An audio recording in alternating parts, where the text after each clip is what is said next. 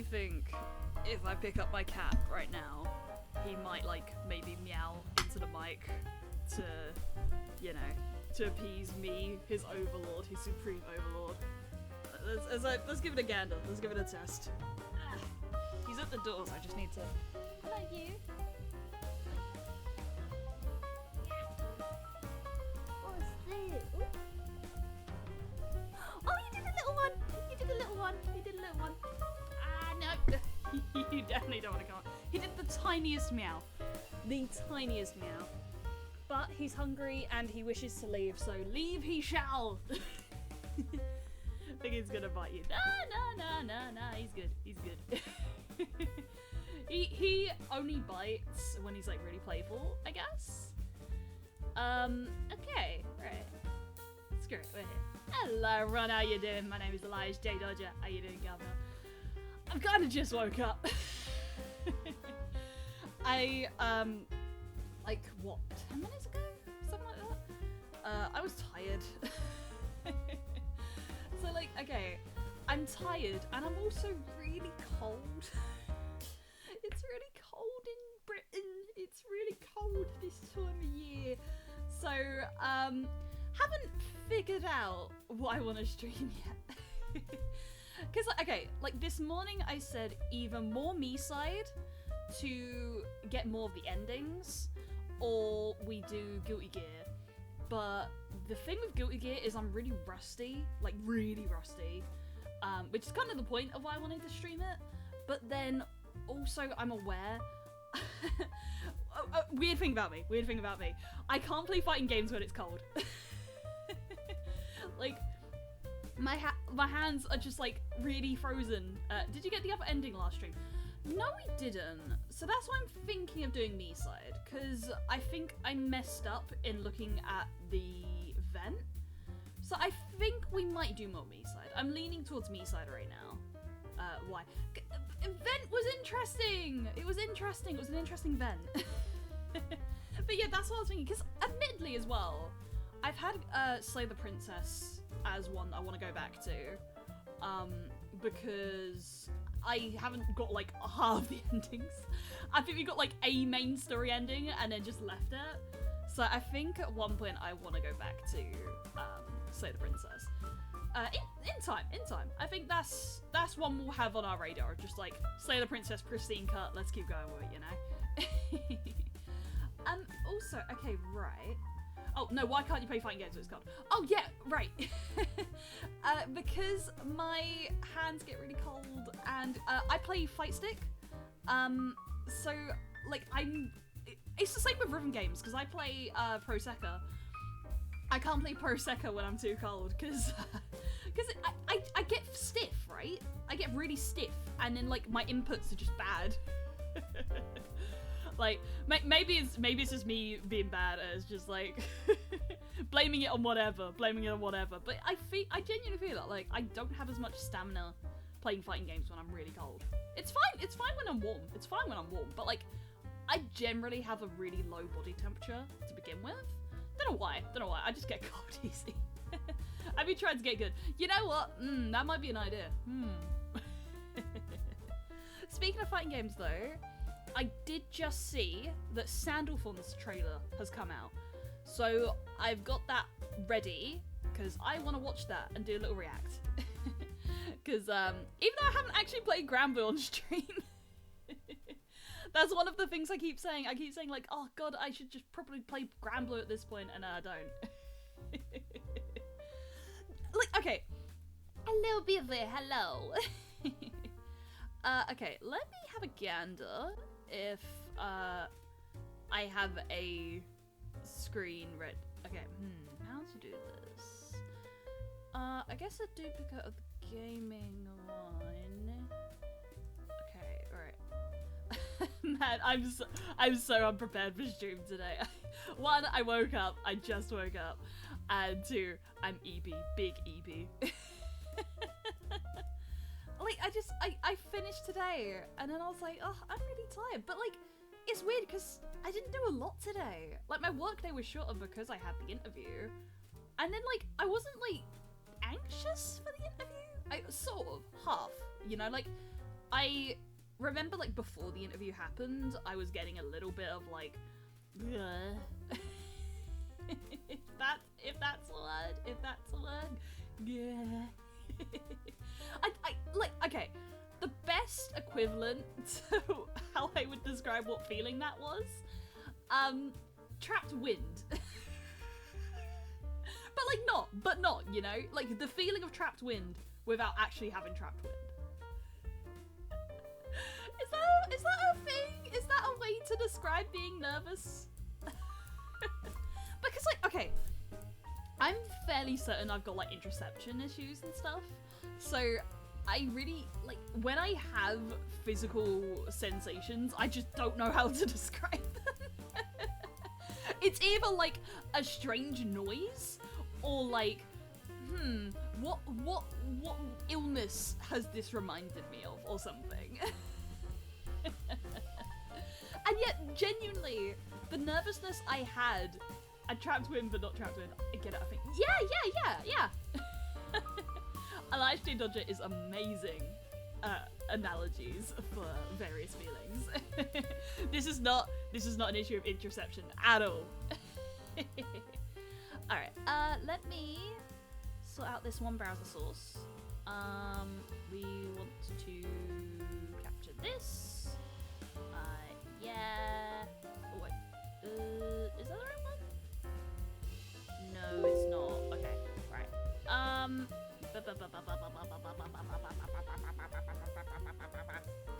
Okay. Guess this one?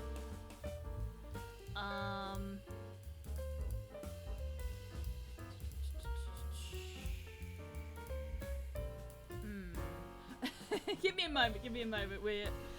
I'm cooking. I really haven't done like a proper like display for just general screen one. Oh, there we go. That's what we want. That's what we're looking for. That's what it's all about. Man, I need to do a drawing stream again at some point. I was gonna do it today. I also had the idea of like doing a drawing stream today, but then I was like, again, I'm really cold. Being cold really screws me up. Where did the tab go? It's there. Why is it not showing? Interesting. Why is that not showing? Okay. Right. Okay. Think I figured it out. We want this. Put it like that. Move it. There. Alrighty. Okay. There we go. and just in time for the ad break to be over. Sweet. Dang. Nice. Yeah, I was gonna do art, but then I'm like, I'm not sure. I'm not sure today. Because, what is it? It's like, again, fingies are cold. Alright, let me come, transitioned again, no! This one, there we go, right. Just moving along this a little bit down. Make me a little bit smaller, There we go, that should be a good size. Okay. Let me pause my music. There we go. Oh no, you have to sit with me in the silence. So this is Sandalphon's trailer for Grand Blue. Haven't seen it. I literally just saw that it came out and I'm like, yeah, sure, live reaction, let's go. Alright, let's go.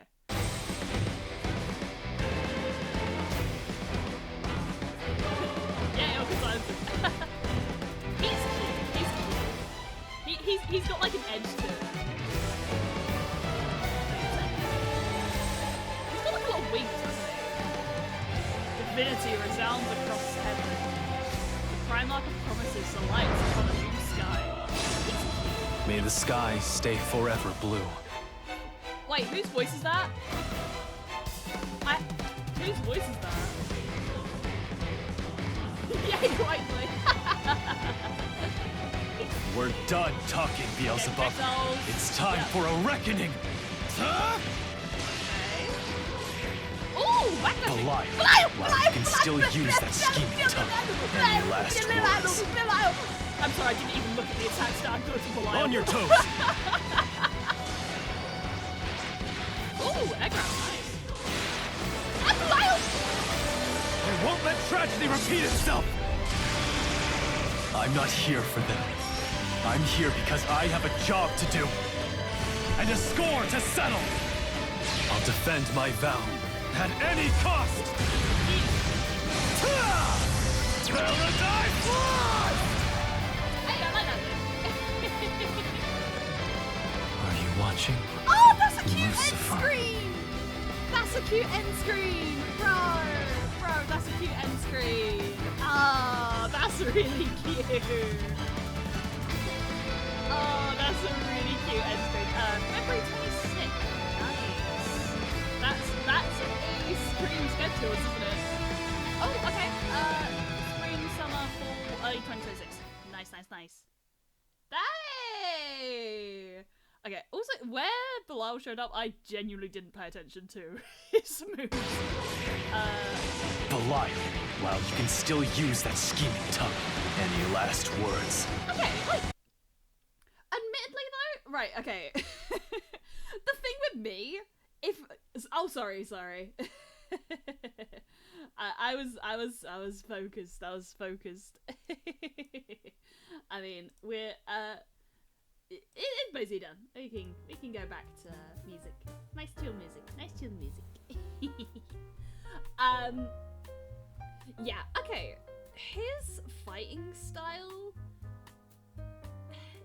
it feels pretty, I don't know, it doesn't seem like there's anything super interesting to me going on, you know? It's fine. Like, I have no complaints. The air grab's fun. I like the air grab. But it's like, looking at his character, I was like, yeah, this could be a Shoto.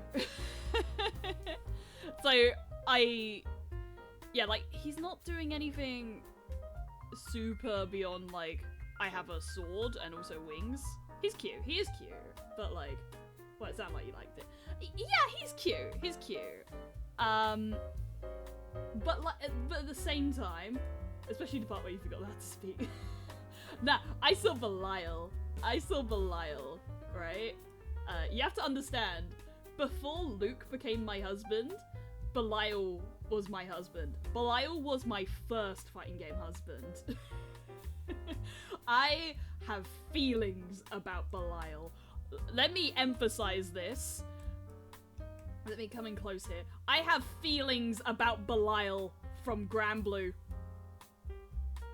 I have very big feelings about Belial from Granblue. Like, to emphasize how normal my feelings are about Belial from Granblue, right? You know the battle pass that came out recently? I bought it. I maxed it out by just paying more money so I could get his very, very, very hot costume. I missed the live notification. Oh no, hello, hi! Is he still your husband or he's more an ex? He's still my husband. Anyone who's my fighting game main is my husband. I think, okay, who would be my fighting game ex? That's a good question. I think, okay, Renna and Victor are my fighting game exes, right? Because when it came to Tekken, like, I still love them. Like, it was an amicable breakup, right? But, Dragunov just took over and I was like, fuck yeah, Dragunov's my playstyle. Elias, can you say that you're into Belial again? I am into Belial from Granblue Fantasy versus Rising. Thank you.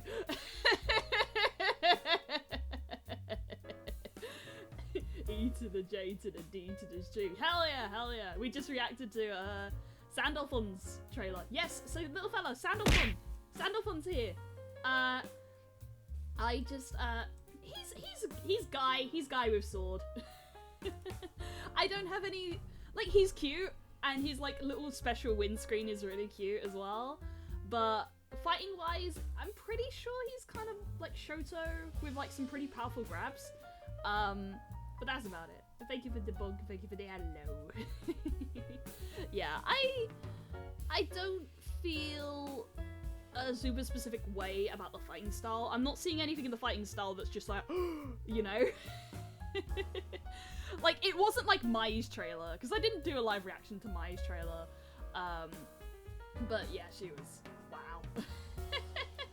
Okay, but at the same time, I think what it was, I think I got caught out when Mai and Chun-Li did the Drive Impact thing pre-match start, and I was like, wait, that would be genuinely really cool as a mechanic if they did that, because I think it was a story mode thing, but like, as a mechanic in-game, that would actually be really interesting. If like, you get the split second before the game starts, where like, if you do a successful drive rush, you get like a free combo out of it, or you time it perfectly, and then, you know, that's interesting. Perfect. He feels like all the sword characters from Smash Bros. Yes! Yes! That makes a lot of sense. Yes, he does feel like that. I still haven't played Mouse Girl. True, yeah. Last time I played Grand Blue proper was 2B.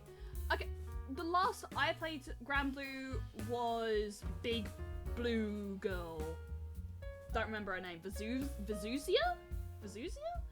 I really need to get Street Fighter 6. Yeah. Hop on Street Fighter 6. It's so good. I love it. I love it. Like, okay, because I know there was a lot of people that were like... As someone who never plays fighting games, it sounds like fun. It is really fun. Me personally, I think it's really fun. Like, there's people online, from what I hear, that have been complaining about Street Fighter 6 and being like, Street Fighter 5 was better, but then, like, I think Max made a video about this, saying that, like, you know, Street Fighter 5 had to earn that reputation, because it didn't start off that way. And, like, I still think Street Fighter 6 is really good. I have, like, okay, sure, I get the complaints of, like, yeah, they put way too much time into costumes for the custom characters and not for, like, the base set, which most people are playing, really. Like, I would be really surprised if they're making that much money for them to keep putting money into the custom characters over the base, you know? Like, is World Tour that popular? I'm really curious. Genuinely really curious about that. I will, yeah! Marvel Skullgirls kind of has the pre-game being able to position yourself before match start. Yeah, but like, potentially like a sort of almost like Riven game, like Perfect Start or something. I've been on fighting games high again, I feel I'm throwing hands again. Yeah! Six fixes all the fundamental problems of 5. I wouldn't be surprised if a year down the line we get a 5 trigger back. Right, yeah. I do it when people use mods. Yeah, true. But like, but I don't, you know, not everyone uses mods. I don't. I think the only game I've ever modded has been Umineko. That was it. That's the only game I've ever modded. Simply because I find modding a little hard to wrap my head around. I tried to mod Pro Diva, but I couldn't get it. I couldn't understand how it worked. Plus, not all games allow mods. Yes, exactly. Yeah, like, and again, like, I think most casual players, like myself included, I'm pretty casual when it comes to games. Like, most casual players aren't really modding the game, you know? Like, mods are great. Like, I love the creativity of mods, but I'm also like, I want some like new hairstyles for Luke, or new costumes for Luke, or new boxes for Luke, or more. There's so many mod menus to make progress easy for all nowadays. True, I've just never looked really into it. Because the only mod right now that's catching my attention is Infinite. But even then, even with Infinite, I still won't be able to play it competitively because that game is old and everyone that plays it is very good at the game. Mod which game? It really depends. Some can be hard, but many games are really easy to mod. Yeah, it's just not something I've really looked into, that's all. For example, a lot of JP games straight up made modding illegal because they can give an unfair advantage to the players using mod. Interesting. Which is funny because I modded a Japanese game. But I think it was literally because it was a graphics thing, right?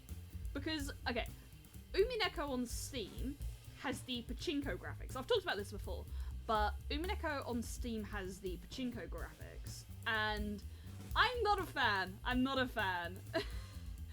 I don't like the way it draws the women characters. I think it busts them up. It busts them up in a way that is really, really distracting. So the mod that I managed to get for that was the PS4 graphics, which are really nice. Like, very nice. I like those graphics. On Street Fighter 6, isn't it on Game Banana? It should have an installed for you.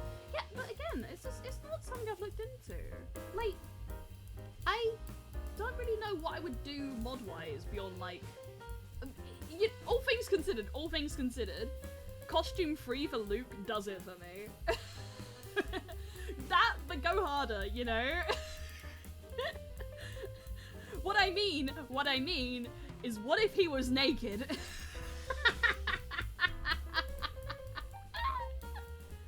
Also, fighting game modding is only really client-side unless it changes the mechanic. True. Be it a simple mod that improves game performance or giving a character new hair. You can mod JP games, but if people find out you're getting something true, yeah. Oh, there are naked mods in Street Fighter 6. I'm looking that up. Naked Street Fighter 6. Because, okay, I remember this only because I think there was someone at tournament that got caught for using, like, a naked Chun-Li mod.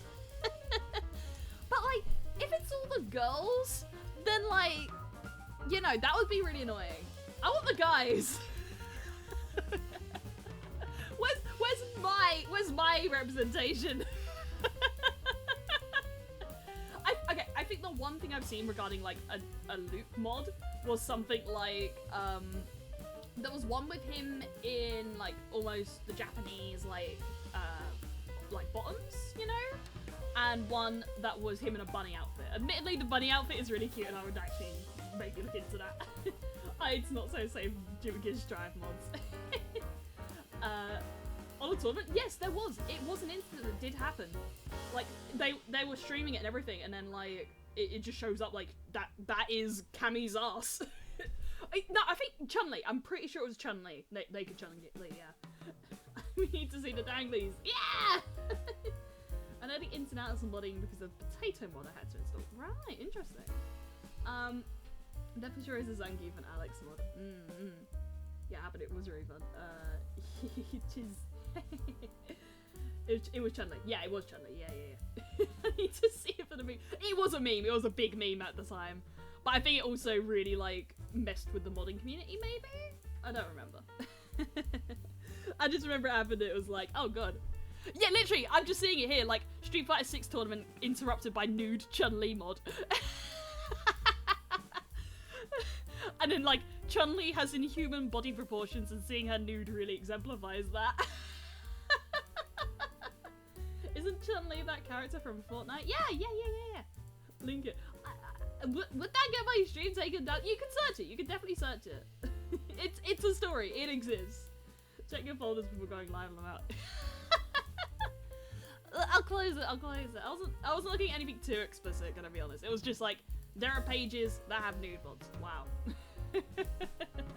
And like, and all I saw so far was like, nude Chun-Li, nude Aki, nude Cammy. Like the obvious ones. Where's Luke? Where's Luke? Where is him? Where is his bottom? Where is his boobies? Where is it? Where is all of it?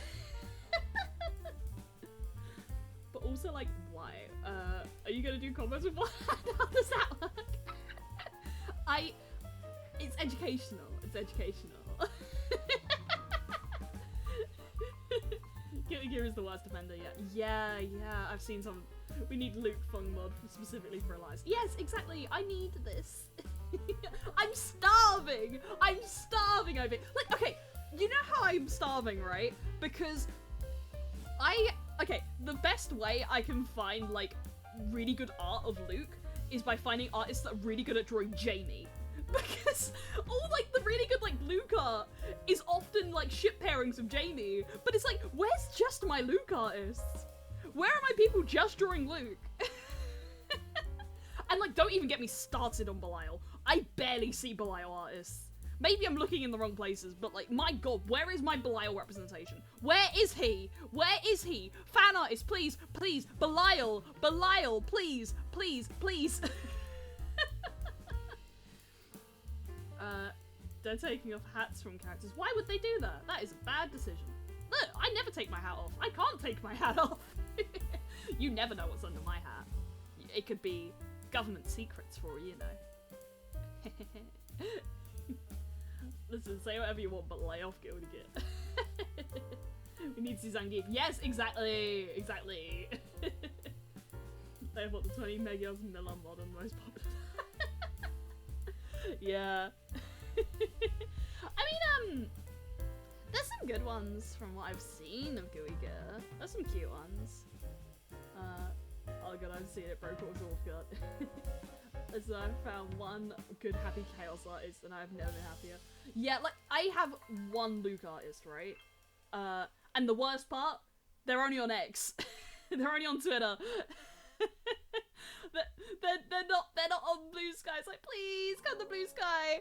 Please come to Blue Sky. I need you. I need you. I need you on Blue Sky so I can look at your art always. Please.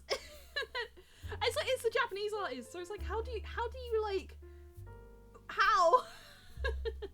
Miku from Fortnite. I don't play Street Fighter, but I know that Chun-Li is from Fortnite. That's like Kratos and Darth Vader. Yeah. That's all you need to know. That's like her lore and everything. Honestly, I've never seen any, but mostly because I look at mods per character and I haven't seen any funky ones. Right, yeah. But again, mods not really a thing I've looked into. I just haven't thought about it. Never let them see your next move got naked during the tournament. 1, I don't know how to play the game. 2, I'm naked. I've genuinely thought about drawing like a really dumb Elias drawing that's just Elias with like, you know those drawings where they draw characters and it's like shiny butt? I've really thought of doing that, like not like high rendered or anything, just like line art, Elias, chibi, tiny butt.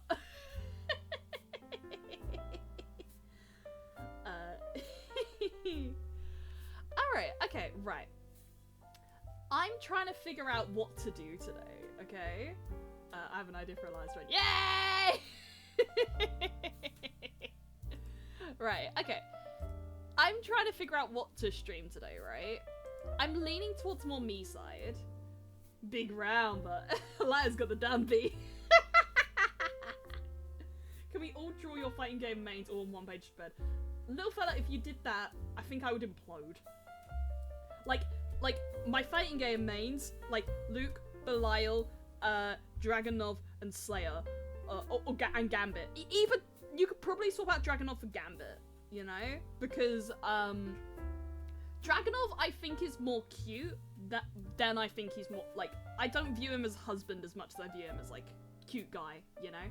I would like have a cozy date with Dragunov. I wouldn't have like a sus thing with Dragunov, you know. Dragunov's too cute for that. I say about the like the Russian assassin. Dragunov cute. Yes, Dragunov is really cute. Have you seen his story mode? Dragunov is fucking adorable. He collects model trains. He's very cute.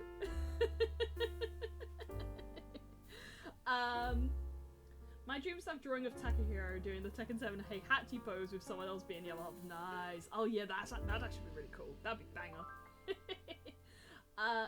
Okay, you know those plushy dolls where if you pull their hair up it's just balls? Like the Wednesday doll. Now imagine that but with Elias. I love that! Elias but bald! Bald! It's bald! I think you should react to doing nothing for 8 hours. Interesting. Can my, like, possible ADHD arse even handle that? Watching paint dry for, like, an hour straight. Could my like, ADHD arse even handle that? Elias cake dance, dude. Dragon of Cute lies with the Venom cake. Ooh. Venom cake, wait. I also like Venom, so I'm actually curious about this. Venom cake. I don't think I've seen this. I need to see this. I don't know if it's like a specific meme or something. Oh, is it like Venom himself has a big butt? The Kazumishima Legion, the Mishima Zaibats. 19 inches of Venom. Venom's hot. Venom's hot. Venom is very hot. I'm looking at actual Venom cakes. Admittedly, they look really tasty. You know, it's under the hat. The hat is hiding a wig.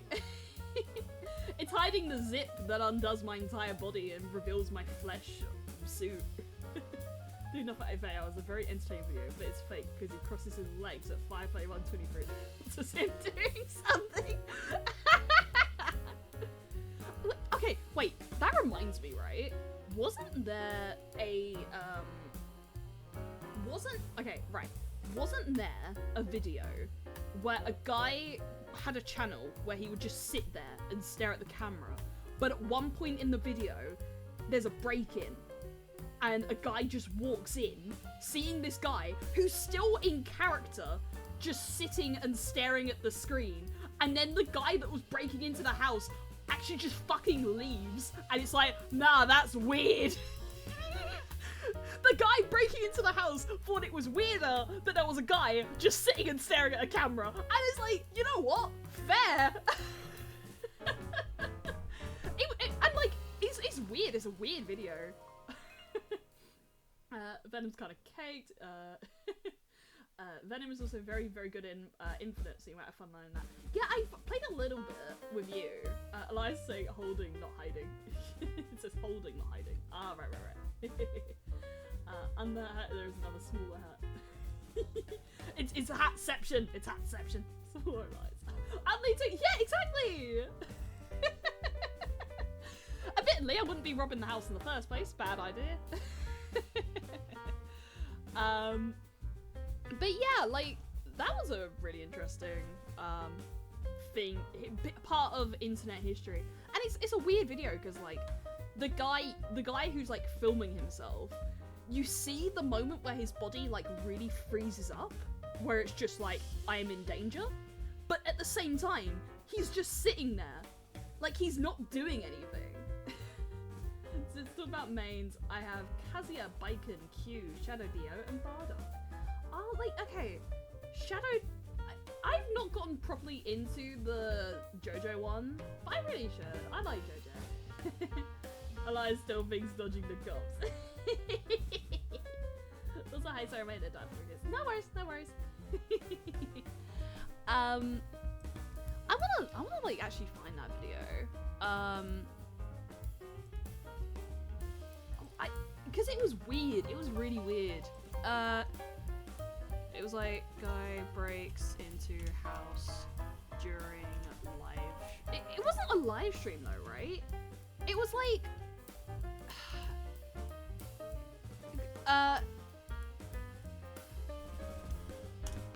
It was more like a video. This might be really hard to find. It was just a really specific instance that it was a guy whose entire channel was just filming himself sitting on the floor and staring at the camera. It was a weird video. Ah, there we go. Yeah. Benjamin Bennett's Sitting and Smiling series. Yeah. Yeah. Yeah, it's so weird. It's such a weird video. But like, it's a scary situation because as far as I'm aware, it's real as well. Like, we being a React Andy today, maybe. How about it? Until I figure out what I want to do. I had discovered a browser game called Google Feud, where it's like Family Feud but for Google most search results. Oh yeah, I've heard of that. I've learned what the most search thing for, what's the number for, and what's the number for 911. Huh. I played Heritage for the future. Old Super Unbalanced one. It's great fun. Don't play it. I love a game that's like, it's great fun. Don't play it. That's me with Deadly Premonition. Have you seen the Older Man Cake from MK1? Of course I have. He's so caked. He's so caked. I shall go and take my leave now. I have shit tons of work to do for the finals. Got lock it. You ace those finals. You ace those finals. You do it. Okay. Yeah. Let me like actually show you this because this is what I was talking about. Let me just turn the volume down for now. Keep it play.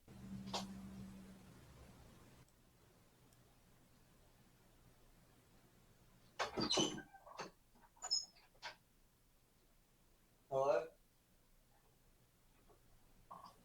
So like that's the robber. And it's just like he fucking goes.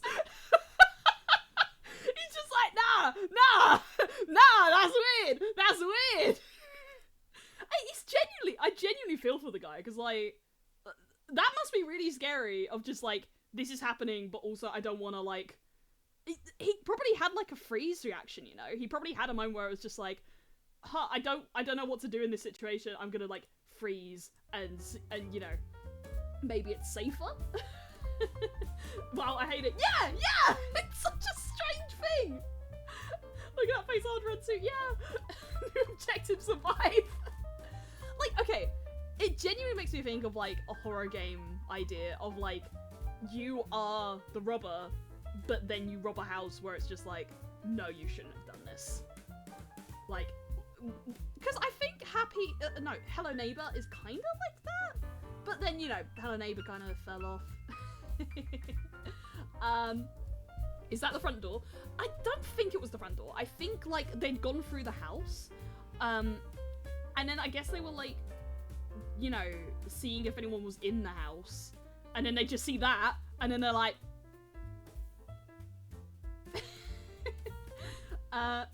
he had a premonition of that door closing behind him. Jigsaw is now the TV. Yeah, honestly, yeah. Bro has no survival instincts and won. Yeah. I mean, like, because what is it? It's like fight, flight, freeze, fawn.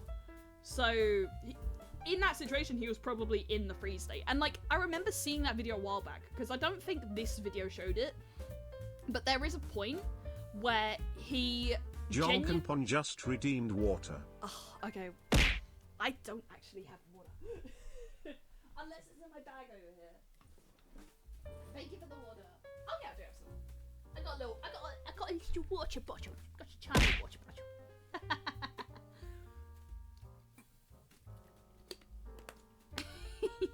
Bro pretended to be dead IRL. There we go. Water. Yeah, he really did. Like possum method. But like, because I'm fairly certain that was like, because yeah, literally his entire channel is that. Benjamin Bennett. Yeah, literally his entire channel is just sitting and smiling. Like, do we just... like, what are you supposed to do? What are you supposed to do? Yeah, because where's the original? I think... Yeah, it's number 5. It's 4 hours long, right? Yeah, it's 4 hours long. And... does he keep going after it? I'm curious. Okay, let's go to actually the original video. Why is it a Google Hangouts thing? Why did he do this on Google Hangouts? I don't know. Yeah, okay, right. Yeah, okay, so like the break-in happens here. Where's the door open? Like...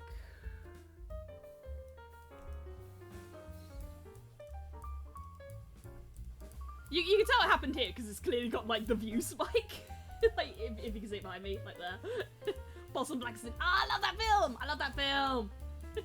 Bro pretends to be dead. Yeah, he keeps going. He keeps just sitting and staring. Why didn't he stop and go and like? Why didn't he stop and go and like call the police? Like, hello, I was sitting and staring at my camera, and then a guy broke in. Oh, 2:38, but thank you. 2:36. I'm out here, yeah. But it's like before that also. It's his body language, right? His body language really tenses up. But it's like, okay, yeah, because like breathing, and then it happens. Was I a little bit early? I don't know. Yeah, right.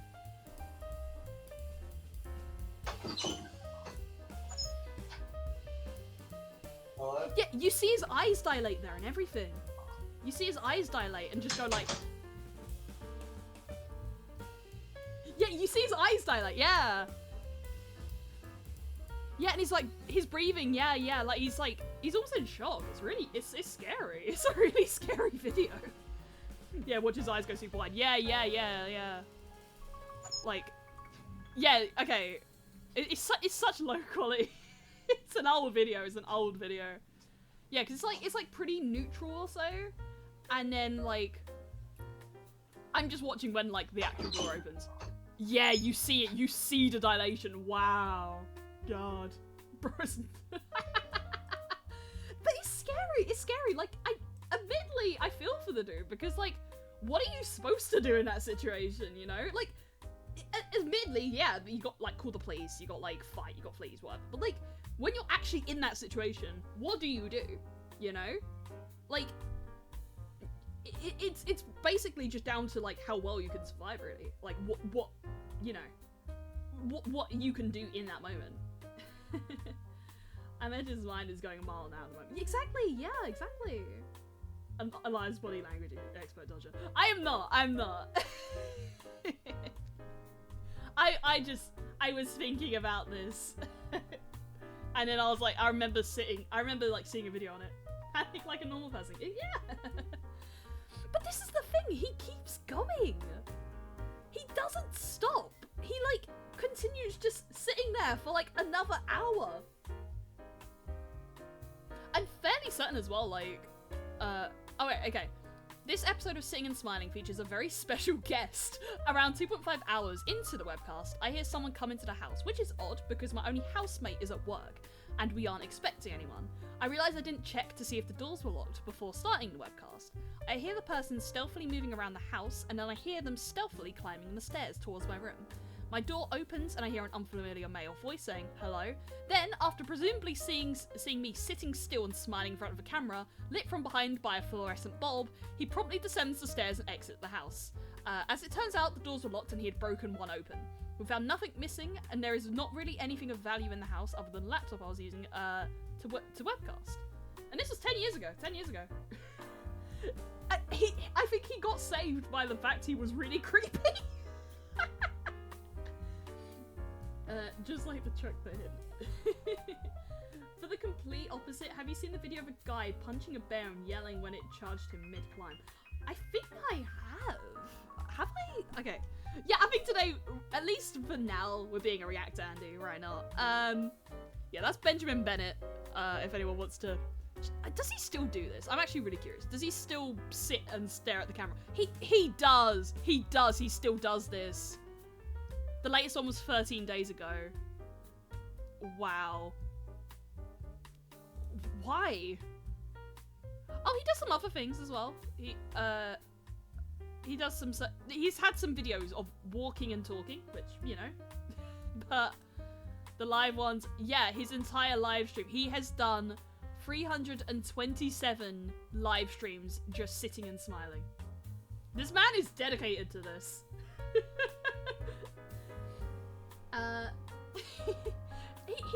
He must enjoy it. He must enjoy it. Like, it must just be like a interesting thing for him. Admittedly, I respect the power play. This man. I mean, okay, he has 390k subscribers, and even like these modern views get around like, not fucking hell. Why?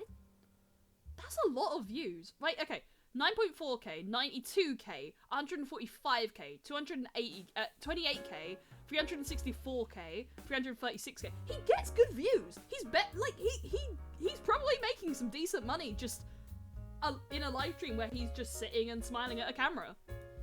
But also, does he get like super chats? I don't know. He doesn't have any live chat replays, so it's hard to tell if he's getting like super chatted. What if this guy is getting super chatted like, you know, whole live streamers when they graduate? It's just like, oh, I love you so much, Bennett. I love you so much. And he's just sitting there smiling. Get on this trend. Yeah, why isn't Elias done this? Why hasn't Elias done this? Bro, master the ability to sit perfectly still without moving. Yeah, he breathes and that's about it. He breathes and smiles. He doesn't even like, okay, right. I have a genuine question, right, with this guy. Does he itch? Does he get like a nose itch that he really needs to scratch and then like can't because he's sitting and smiling? Is this guy like secretly a master of just Zen? I'm genuinely curious. Like, is this guy just like, has he perfected just like dopamine detoxes? Stop talking starting now. I couldn't. I've said this before. I'm the type of streamer that like, I don't like an awkward pause. I know there's people that do, but like, I'm the sort of streamer that's like, no, I've got to be yapping. I've got to be adding something here, you know? There's a YouTuber called Mr. Pregnant who just walks around cities shirtless with suspenders and a pan on his head. I love that. Holy shit, I love that energy. Bro's too zen for that. You yap too much. Yeah, why not? This is a just chatting stream. His face muscles must be begging for death. Yeah, like, do you think this guy, when he's not sitting and smiling, is like really frowning? He's like moving a lot and he's really frowning. He's like really, really depressed beyond that. bro batted his way out of been robbed. Yeah, he genuinely just like, this is the defense tactic for if you're getting robbed.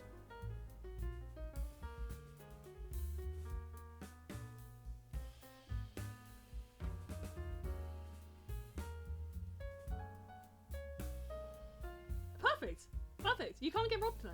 You can't get robbed. Like, what if like a mugger approaches you in the street? It's like, oh, I'm gonna take your fucking money. I'm gonna take your fucking phone. Give me your fucking money. And like threatening you with a knife and everything. And you just go.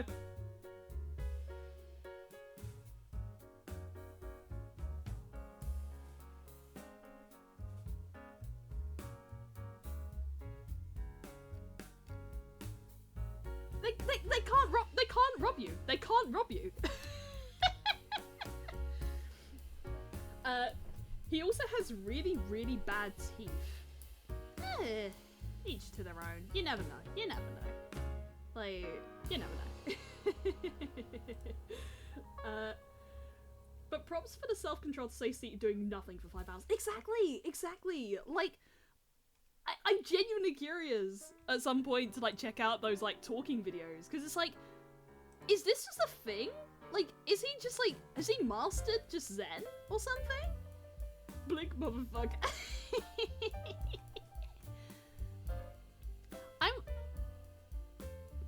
Yeah, like, These walking and talkings do look really interesting though. Like, some of the places he's walking through just genuinely look quite interesting. Walking and talking, 111, rattling the perspectival cage. Like, this guy's energy, the sheer energy of this lad.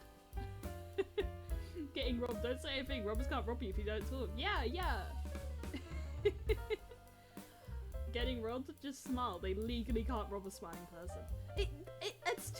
It's literally too disarming. Haha, funny pun. But like, too disarming. Like, you're too cute. They can't rob you if you're too cute. They can't hurt someone that's too cute. Oh god, don't remind me of that. Little fella, don't remind me of that. Okay, actually, that makes me really curious, right? I've never done like a React Andy type stream, you know? Like, I've done like occasional reactions, but generally I've not really been a React Andy or so. How do people do this? Because like, okay, this was like a natural segue because it came up, like, you know, the conversation led here. But like, how do people genuinely like get the videos to react to and know what to react to? I've never done this. But I really feel like I'm just a little guy not to get robbed. Exactly. It's the perfect defense. If you get mugs, just like, no thanks, I'll walk away. Nah, I'm alright, thanks. Yeah. I mean, I actually had a friend that got robbed in like the same sort of area like twice or so. And I was talking about this, right? I was talking about this recently. Not on stream, just talking about it with people. I felt really bad for them because it's not nice. It's not nice. It was like you know, people on Vespers in the underground, or like bikes, whatever, on the underground, just taking like whoever had their phone out at the time, you know, like pickpocket sort of behavior.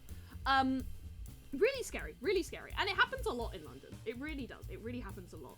But at the same time, me personally, I have never had an experience like that. And, you know, cross my fingers, pray to God, hope that never happens.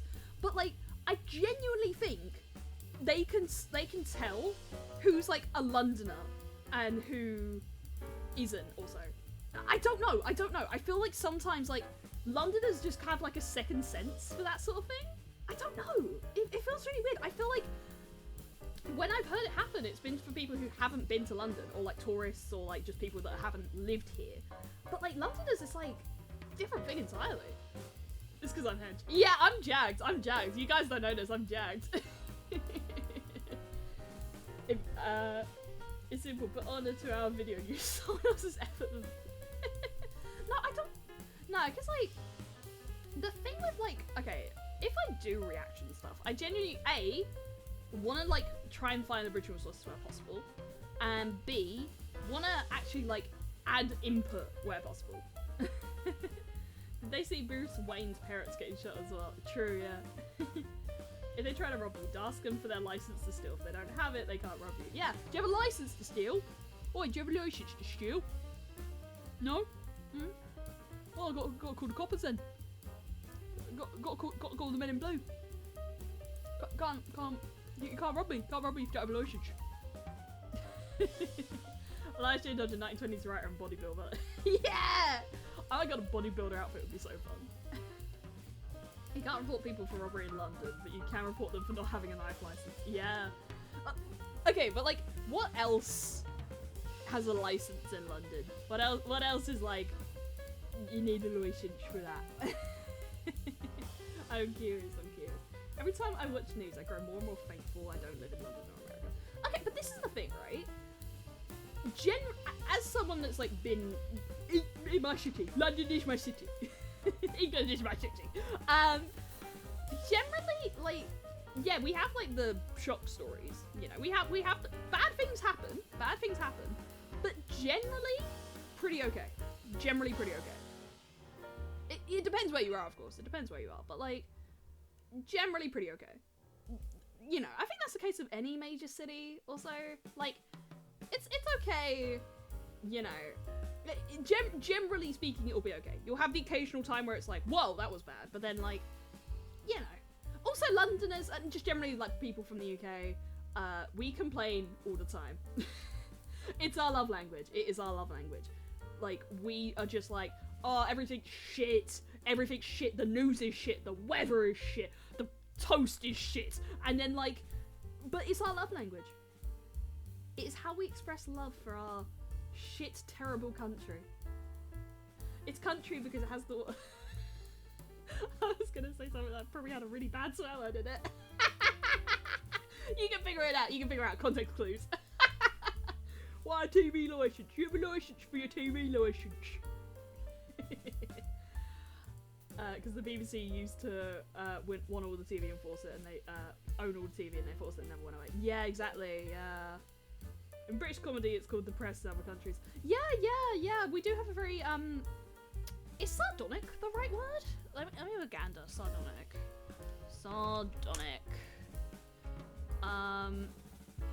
Grimly mocking or cynical. Yeah, we are like pretty sardonic in our like sense of humor.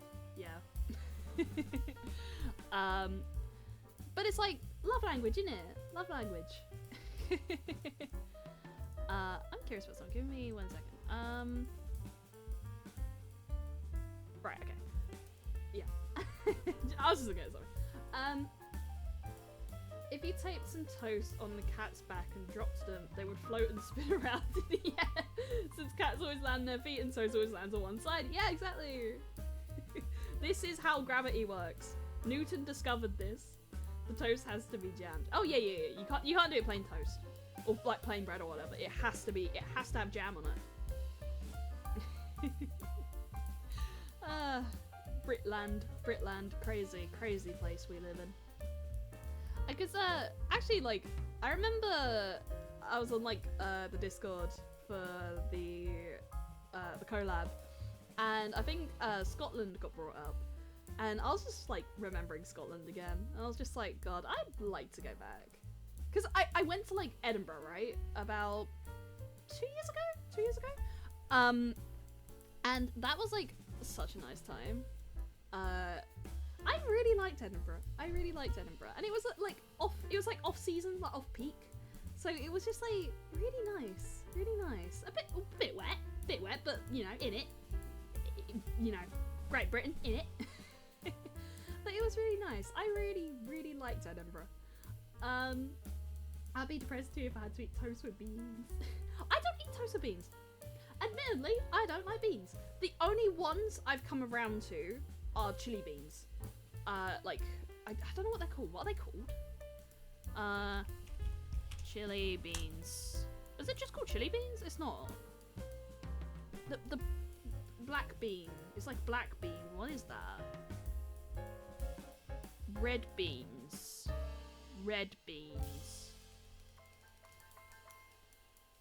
Because beans on toast is baked beans. But, like, that's a different thing to chili beans, which I think are just red beans. We need to look on BBC, slow cooker bean chili. Kidney beans, that's the name. Black beans or red kidney beans. Yeah, I've slowly come around to them. Still getting used to them, but it's slowly come around to them. But I don't like baked beans. I find the texture too weird for me. Beans on toast is great. Yeah, like, a lot of people I know love it. I can't do it. I can do spaghetti, like, not like spaghetti, but you know, like, okay, so you know how there's baked beans, and it's like your tomato sauce with the beans, and you know, they basically do the equivalent of that with like spaghetti hoops, generally. Spaghetti hoops on toast, I think that shit's banger. I love that. Like, I think the spaghetti kind of solves the issues I have with the texture of the beans, because it's the beans that I don't like. I used to eat beans and sausage all the time, but then one day I realised it tasted like shit. Yeah, like, I think I could probably do like, again, I can't get around to beans. I don't like the texture. It's too, it's got like a mushy, like, if I had to describe the texture of a bean, it vibrates. It vibrates. It's got a vibration texture. This is how I describe things. It's like static. It feels and tastes like static. Static and mush.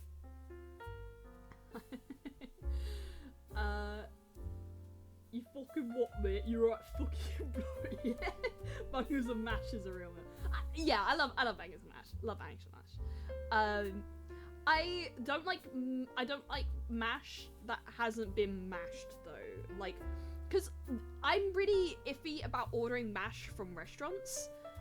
So you know how we have like pie shops, got like pie shops. We don't have a lot of them around these days. They're there, but like, you know, you gotta kind of like look for them a bit more now. I don't really get pie from pie shops because I'm scared of the mash being lumpy. Weird issue, but yeah, I don't like lumpy mash. Change sausage genuinely. That's a jumping bean, silly. Jumping bean? Jumping bean. Is that a thing? Mexican jumping beans are seed pods that have been inhabited by the larva of a small moth and are native to New Mexico. The pod is usually tan to brown. I think that's a different thing. I don't think that's edible. I don't know what that is. This is the first I'm seeing of it. Cute, I guess.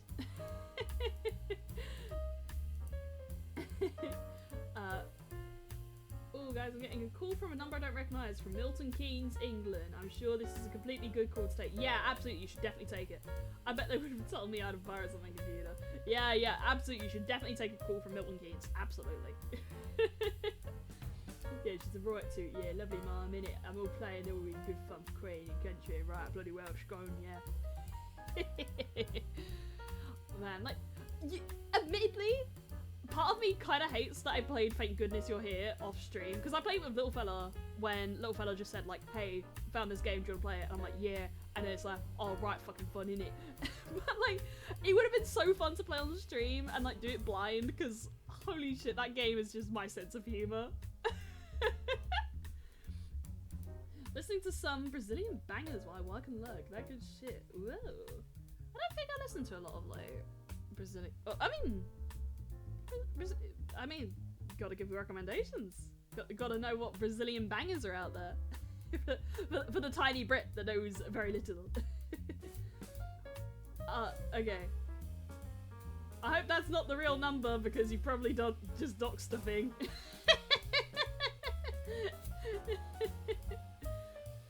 Oh, please, let's try again. Oh, what? Thank goodness you're here?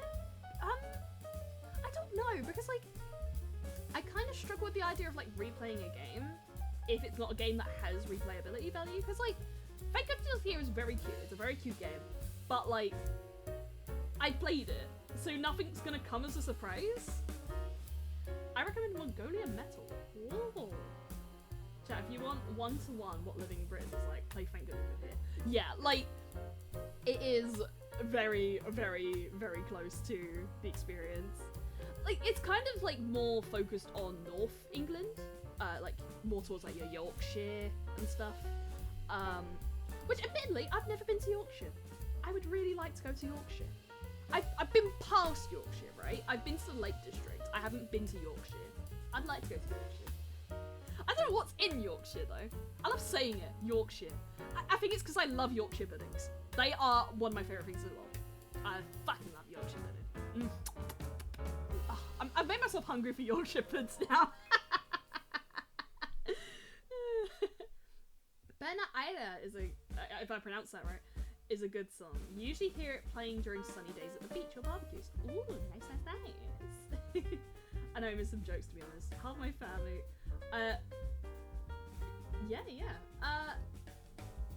Half my family, I'm from both sides, so I'm pretty sure. Yeah, you've got, like, very... Your family is from all over. Literally all over.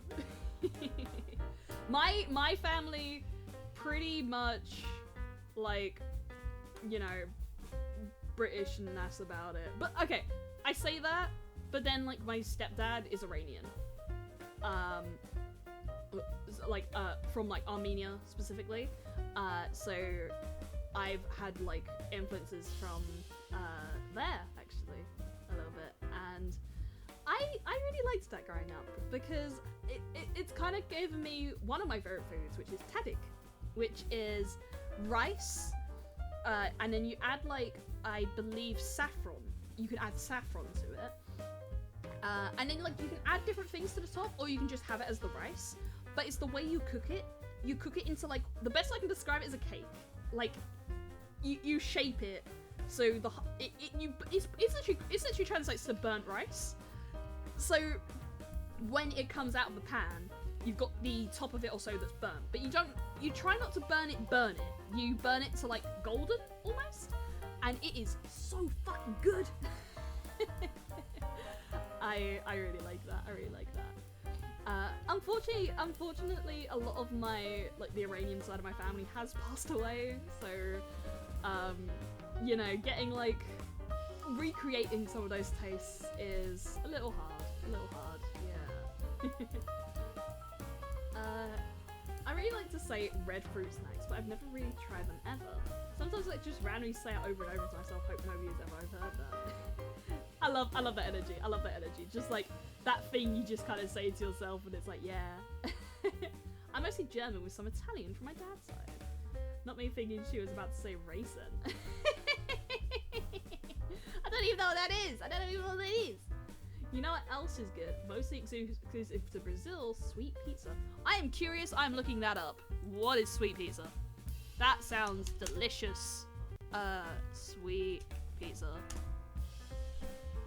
Oh, is it like your, like, cinnamon chocolate pizzas? We do have those. If I'm looking at the correct thing. Brazil.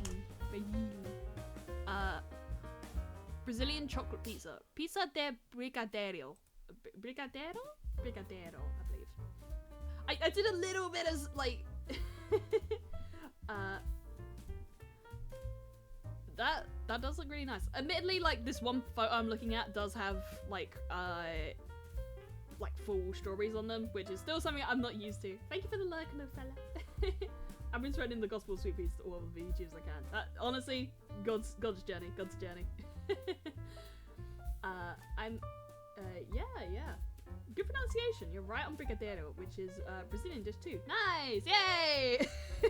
Because okay, the only reason I can sort of pronounce like some like stuff like that is I studied Spanish at school, so I do have like a pretty decent level of Spanish. I've forgotten most of it, but like, oops, adzubi. Kasumatsu, Italian cheese that contains live maggots. Oh, I think I've seen this. Cheese with maggots. Yeah, I think there's a video on that, right? The rare cheese infested with live maggots. Yeah. I've seen a video on this. I would be... I say this as someone that's a picky eater. I would be tempted to try that. I've already seen this. I've seen this as a video and everything. It's banned in the EU for some reason. Can't imagine why. If you watch Salmonella Academy, you've seen it. Yeah, Great Big Story? I've seen it for Great Big Story. It's like, okay, because you know how it's like, you know, there's some foods out there that they say are like dangerous or whatever, and it's just like, that makes me more interested to be like, is it good though, you know? I don't know. Because, like, you know, fugu as well, like, fugu's been one of those things where it's like, I would be curious to try it. Because, like, I think they say, like, you know, the likelihood of death is kinda low. Kinda low? Kinda? I don't know. Yeah. I don't know. I think, like, in practice, if you put, like, deadly food in front of me, I would probably, like, freeze up and be like, no, actually, I'm alright. Can I have some fried chicken or something?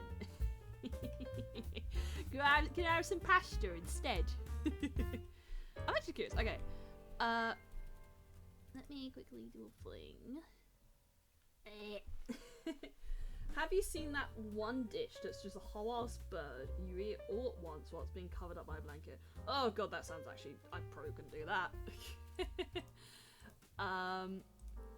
Yeah, I couldn't do that. Because, I've seen... Okay, right. Does anyone watch Ordinary Sausage, right? Does anyone watch Ordinary Sausage? I managed to watch the, okay, I can't remember the name of it, right? Okay, duck egg, but duck, that thing, which you're supposed to eat, like, in a slightly particular way, because, yeah, it's basically a duck in a duck egg, that, okay, right, I've got to look this up, egg with full duck food, because it is a food, people eat this, it is fertilized duck eggs, known as hot vin lon in Vietnam, and ballot in the Philippines, yes, so I managed to catch the balut sausage. And, okay, it still exists on YouTube. Someone re-uploaded it on YouTube. It is fucking horrifying. Major trigger warning. It's not pleasant. It's not pleasant at all. The guy took it down because he was just like, that is not pleasant. I am not proud of that. Unsworn duck. Yeah. It's... But yeah, like, people eat it. But I think it's, like, the way they eat it is... It kind of breaks away from, like, the... Oh, yeah, that is a duck in a duck egg. But yeah, the balut sausage was just actually insane.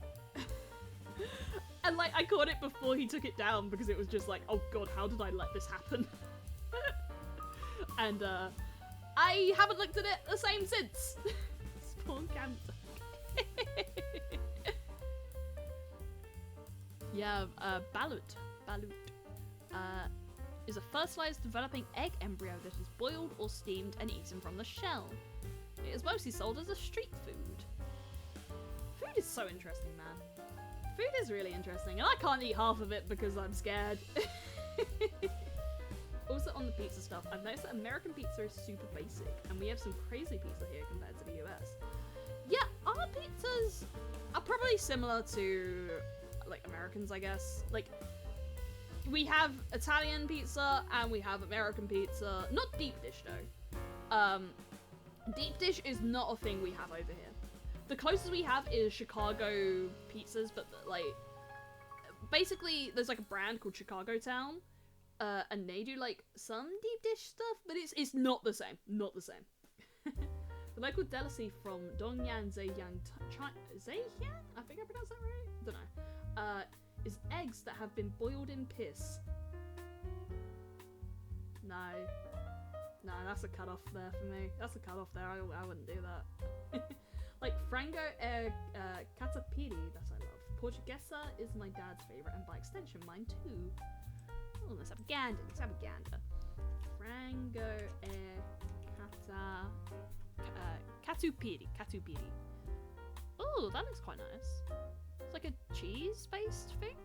What is that? Toppings.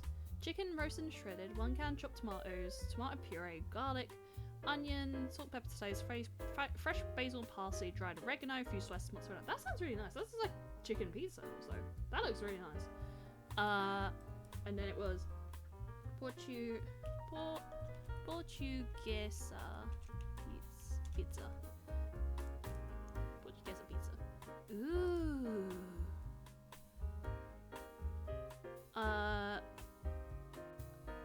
Ooh, what's in that one? Oh, has it got egg on it? Okay, a thing for me, egg is a weird thing for me, right? Because, I can eat, like, scrambled egg. I can eat poached egg. Fried egg depends on the day. Like, I do get, like, a, like, egg sort of sandwich at work. Like, I get, like, a sausage egg, like, muffin. So, like, that is technically a fried egg, but, I don't know, they cook it nice also. But, boiled eggs, the thing is there, with boiled eggs, I don't like the smell. Because, like, my stepdad cooks it sometimes, I'm just like, ugh, don't like the smell. What country is responsible for pineapple on pizza? 1 Italy, 2 Cuba, 3 Canada, 4 America. Right. I'm gonna say that it's definitely not Italy. I feel like America is actually the trick question here. It's called a Hawaiian pizza, but I feel like it's a trick question, right? I'm gonna say Cuba. I think it's actually Cuba. My gut is telling me Cuba, but then my second answer would be America. It was Canada. Really? Really? I'm actually curious. I want that story. Who invented pineapple on pizza? Ah, a Greek immigrant who moved to Canada. So is it Canadian or is it Greek? Is credited with inventing pineapple pizza in 1962 to attract customers to one of his Ontario-based restaurants. We just put it on for the fun of it, see how it was going to taste. Oh, he died as well. When did he die? He died in 2017 at the age of 83. Sam Panopoulos. Oh god, Greece. I went to Greece last year. I went to Rhodes. Oh, what a time. What a time. I loved it. It was great. It was great. I still have an alcohol from Rhodes. I still haven't drunk yet. I have a coffee ouzo. And I every time I bring it to like a gathering and I'm just like, I need to drink this, and then I never do. I really like it though. I really like it. Another Canadian war crime. An interesting story is how the cookie was invented. Chocolate chip cookies, more specifically, which was an accident. Oh, interesting.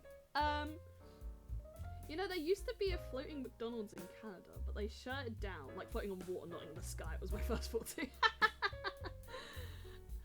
My dad would tell me stories actually, because I'm pretty sure my dad was near like one of the first McDonald's, as in like in the UK at least. I'm pretty sure it started in the UK, if I'm correct. McDonald's was a UK starting thing. If I'm correct, I could be wrong. And like I'm a picky eater, right? But my dad, when he was younger, was a really picky eater. He tells these stories of just like, you know, he often tells me stories of just like when he ate a food for the first time and then was like, he's better now. Like he still has his things, but like he's generally a lot better. And I think I remember him telling me the story of like when he first had McDonald's and how he was really scared. He was really scared to try like a hamburger or so because it was like, oh, you know, it's got like bits in it and stuff. And then he had it. It was like,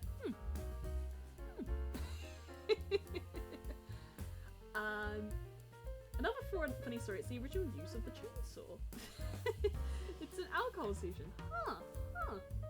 I don't have an alcohol problem, it's only a problem if I start. Yeah. Like, okay. Admittedly with me, with alcohol, I'm kind of like really stubborn on the idea of like, I don't want to drink alone. I only drink with people. And again, I've been lucky that I've never like thrown up on alcohol. Don't know why. Maybe my gut is just really strong for. Okay, right. I think I have a problem with my gut, right? Because alcohol, fine. Maybe a little bit like queasy in the morning, but generally been fine. I can drink a lot of alcohol and be fine. But one tea and my gut's like, nah, you're not having that. And like, this is the thing, right?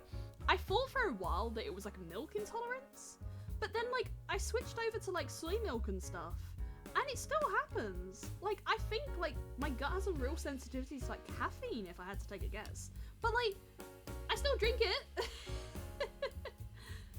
It's still that one thing where I'm just like, oh yeah, I gotta drink tea. There's a grand total of 1 McDonald's in Cuba.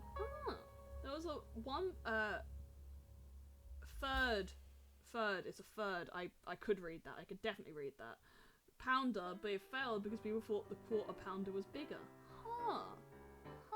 Maths. Yeah, I'm not good at it. I've had an idea, right? I've had an idea for a stream that's just. I guess it would be called Cruel and Unusual Punishments, the stream. Which is effectively, right? I had the idea of little fella teaching me math, right? Or like making me do maths questions. And if I fail at a question, he gets to shock me with an electric collar or something like that. I think that would be really funny.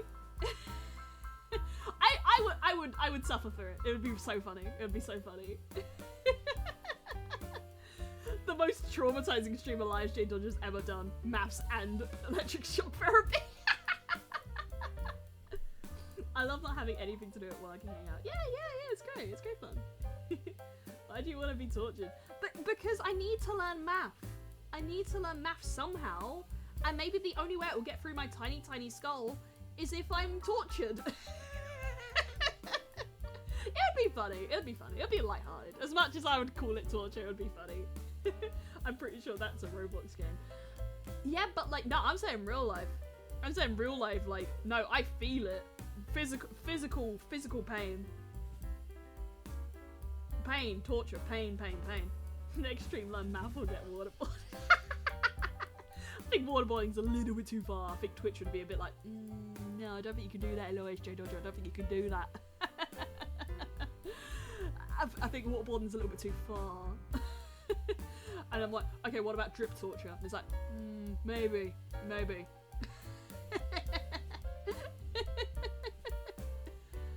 Like, that actually reminds me of it. I'm actually, because, tickling is a torture method, right?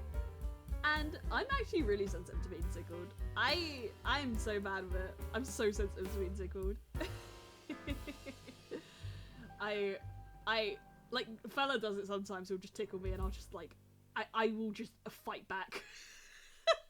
my response is just like, I need to fight back somehow. And okay, right. So this is the thing. Fella and I have been together for a really long time.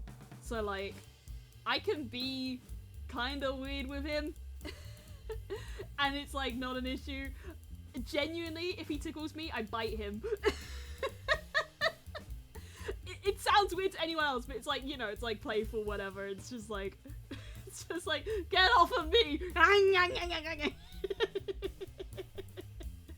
Oh, so I'm not the only one who's weird around people now. Yeah, like everyone's got their own like weirdness. And it's like, when you're in a relationship or so, you can be like doubly weird as long as it's like, you know, the other person's cool with it. And it's like, yeah. If tickling is a torture method, then that's really bad news for me. Oh no, the police are coming. The police are coming. Next jigsaw teacher life, check on the map. Bro. I genuinely, okay, as much as I say like I wouldn't do game replays because I've already played the game, I would do film rewatches. And Saw is definitely a thing I would rewatch. Because admittedly, I still get really confused about the nitty-gritty about like how Saw's narratives work. But I really like Saw. And this is the thing, I started watching Saw and I hated it, right? I was like, this is, you know, first two, fine. And then like, they kept going and I'm like, ugh, I hate this. But then like, they kept going and then I'm like, you know what, I'm having a blast. Around like the third time or so, I'm just like, you know what, it's still going, but I'm having a lot of fun. Why am I having fun here? I hate this, but I'm having fun. I think that Saw is such a dumb fun franchise. Except when bones are broken. Can't do that. Any other time, any other extreme violence, whatever, I'm cool. But broken bones, no, I can't do it. You know, needle trap, yeah, that's fine, I can handle that. But like, broken bones, no. Funny leg go funny position, can't do that. No. Maybe a little sippy of water. Let's have a little sippy of water. How did this just become a Just Chatting stream? I thought you'd get you, since I have streamed the entirety of Kingdom Hearts 2 Final Mix Stream Edition at level 1 while quoting the voice lines, and I want to do it again. Yeah, I would do. Okay. The only game I can think of off the top of my head that I would replay would be Deadly Premonition. I'd do that for Deadly Premonition. Whether Deadly Premonition would run, different question entirely. Next stream, can Elijah dodge a lamb mouth while watching all the Saw movies and getting choked by a car battery? Oh, we go multi-layered. Would you rather have it so every time you lie, your house gets 1 centimeter smaller, or when a tree falls and nobody's around to hear it, you can hear it? Right, okay, I'm thinking here. I have sensory issues, so I think the tree falling thing would get like really annoying. Every time you lie, your house gets 1 centimeter smaller. I feel like I don't lie enough, and I think like if it gets to a point where I'm being like punished over it, like then I could probably live a life that's pretty truthful, all things considered. Yeah, Sword be Subway Surfer. Yeah, it would. Do you have any idea how many trees exist around the world at any given point in time? Yeah, exactly. So I think I would do the lying thing, because then I think that behavior is avoidable, but the trees falling is inevitable, you know? I think the lying thing would be easier to manage. Which would you rather find living in your attic? 100 cockroaches or a person? Cockroaches. Because then at least there's someone that can get rid of them. If it's a person, they could kill me. So I think the cockroaches, because then at least I can get an exterminator. But also, it'd be really weird because I don't think cockroaches exist in the UK. At least I've not heard of it. I've not heard of cockroaches in the UK. Like, I know like bed bugs can still exist in the UK and stuff, but I've not heard of like cockroach infestations. But I know it's like so bad. But if it's a hot person, no, I think they would still kill me. I mean, hot, but like, you know, it's the fantasy. It's the fantasy of being killed by a hot person. But like, in the practical sense, I kind of like being alive. I like the fantasy of these dumb things. But in the practical sense, no, I would hate that. Get out of my attic. Cockroaches cause at best. Cockroach cause at best. You'd see like 3 before they hide. Yeah, and you know, there's exterminators and stuff. You know, like your house would have to be like exhumed, like super, you know, super invasive and everything. But like, at least there is a way of getting rid of them. Like, yeah, sure, property damage, whatever, but like, a person, there's trauma there. That shit, you don't get it, rid of Ryuzu. What's the cockroach limit before you'd need to pick the person? I mean, okay. I think the cockroach limit would be when I see a cockroach, right? Or, like, enough cockroaches to know that there's multiple of them. So, like, it just depends on, like, when I see them, really. Exhume, the rare card from the hit game Slay the Spire for the Ironclad guys. I've not played Slay the Spire. I've not played that. Every person has a unique cockroach limit. True.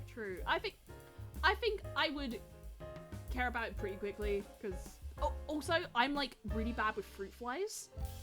So when it's like quite hot, we get a lot of fruit flies in our house. Often like near the, of course, like fruit and stuff. Any like exposed food, but generally the fruits and stuff.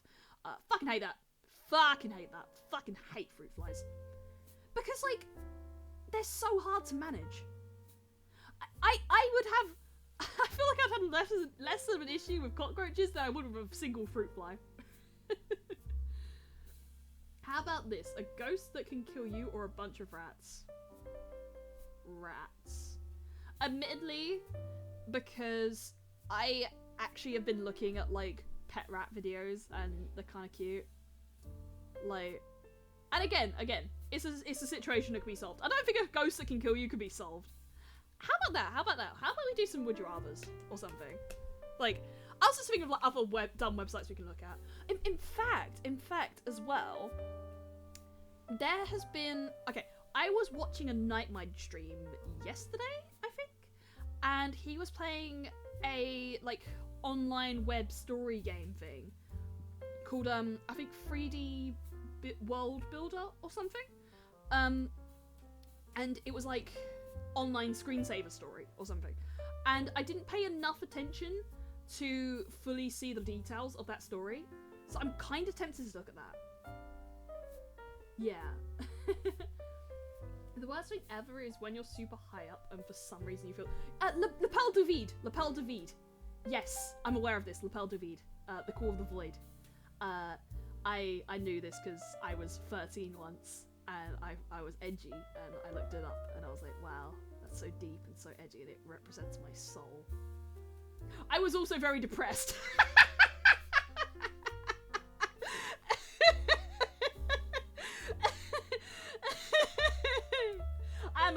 I'm over it. But yeah, I know what you mean. You get the same thing as well if you hold a knife and you think like, oh, I could like hurt something with this, me or someone else or whatever. Like, Lapel du Vide, yeah.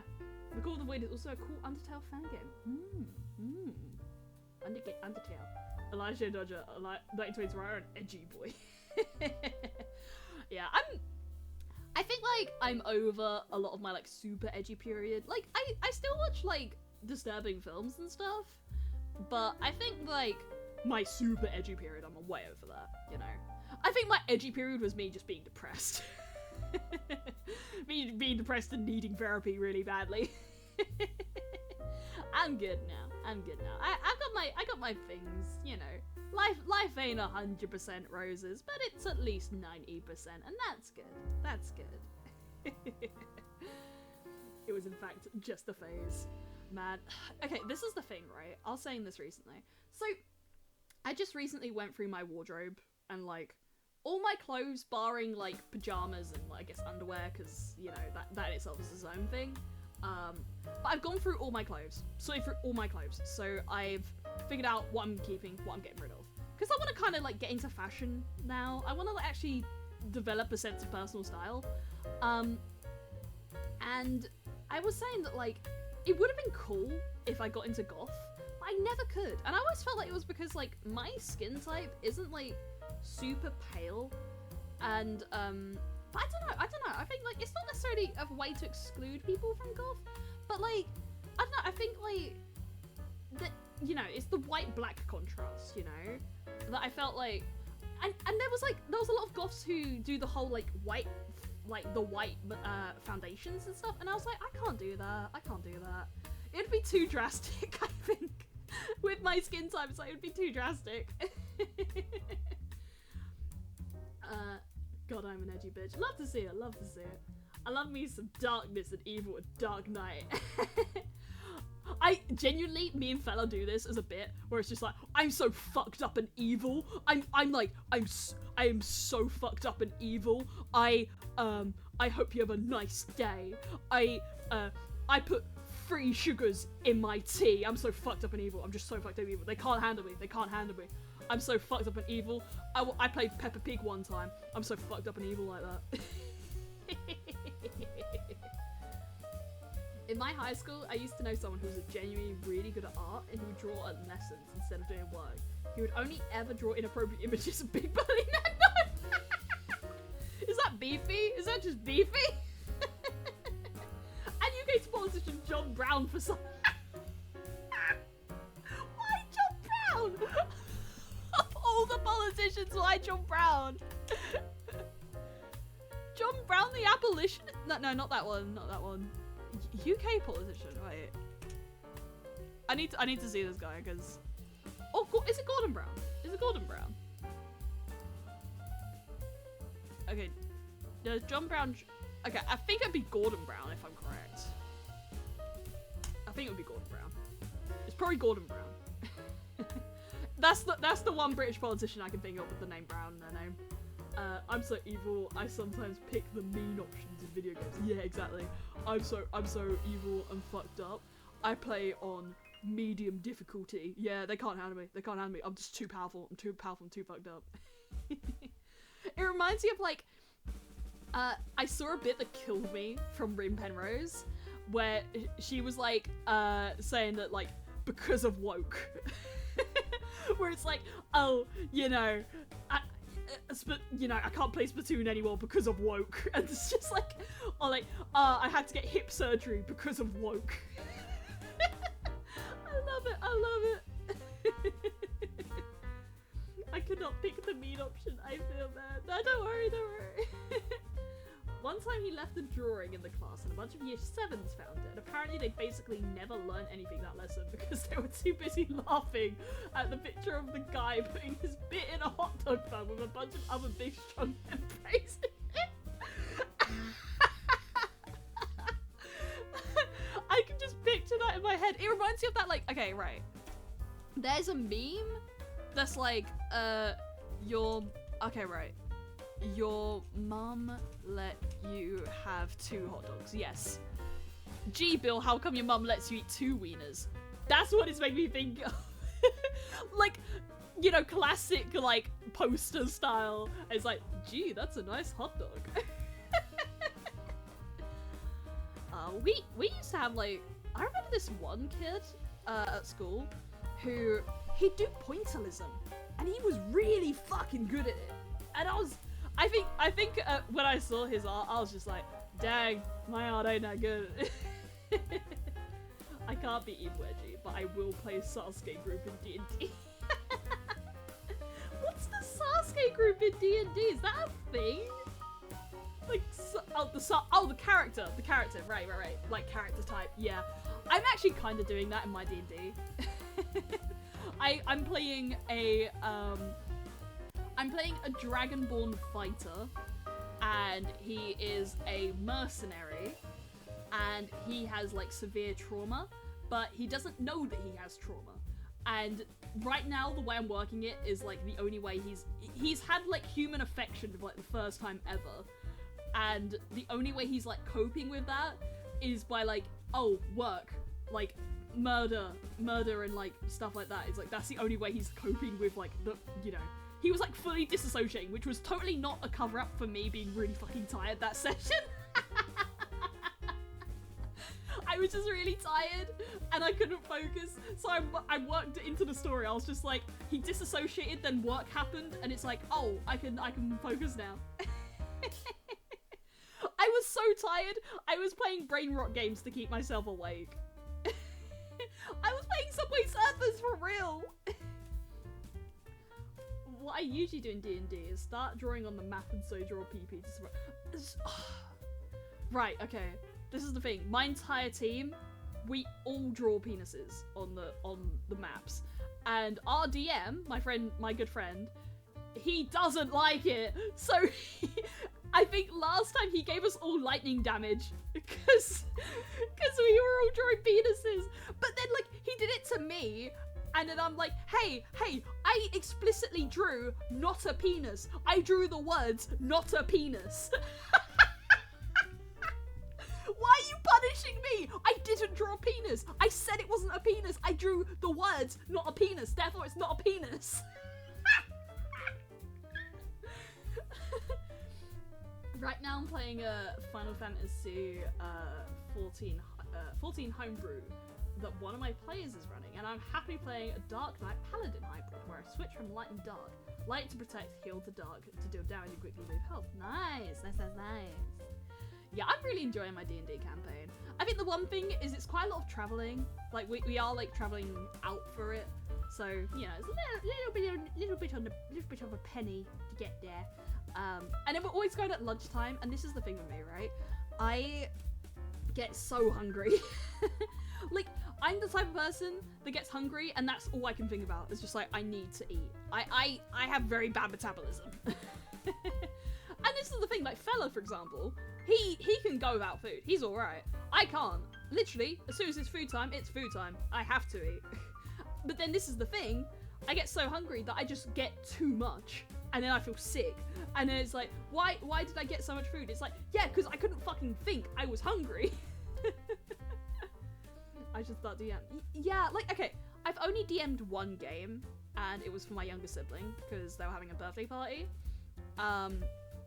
And you know, they kind of asked, and I'm like, yeah, sure. But then I was nervous about the maths and everything, so I had Fella do the maths part for me, and it actually went really well. It was a really good little campaign. What was funny though was this one kid, he one-shot the boss before the boss fight had even happened. So I was pretty stun-locked there. I was like, oh shit, I've got to figure this out. Didn't anticipate this. And he built a religion out of it. He was a monk. So he was like, oh, I am the powerful one. Bow before me. I'll always DM anything for anyone at any given point. Nice. Yeah, I would like to get more confident with DMing, because I've thought about doing a homebrew, either a homebrew or a Call of Cthulhu based system that is based on, what's the name? Saw, yeah. I thought about one that's just Saw as a D&D campaign. I thought that would be really fun. The one-shot church. Yeah, literally, yeah.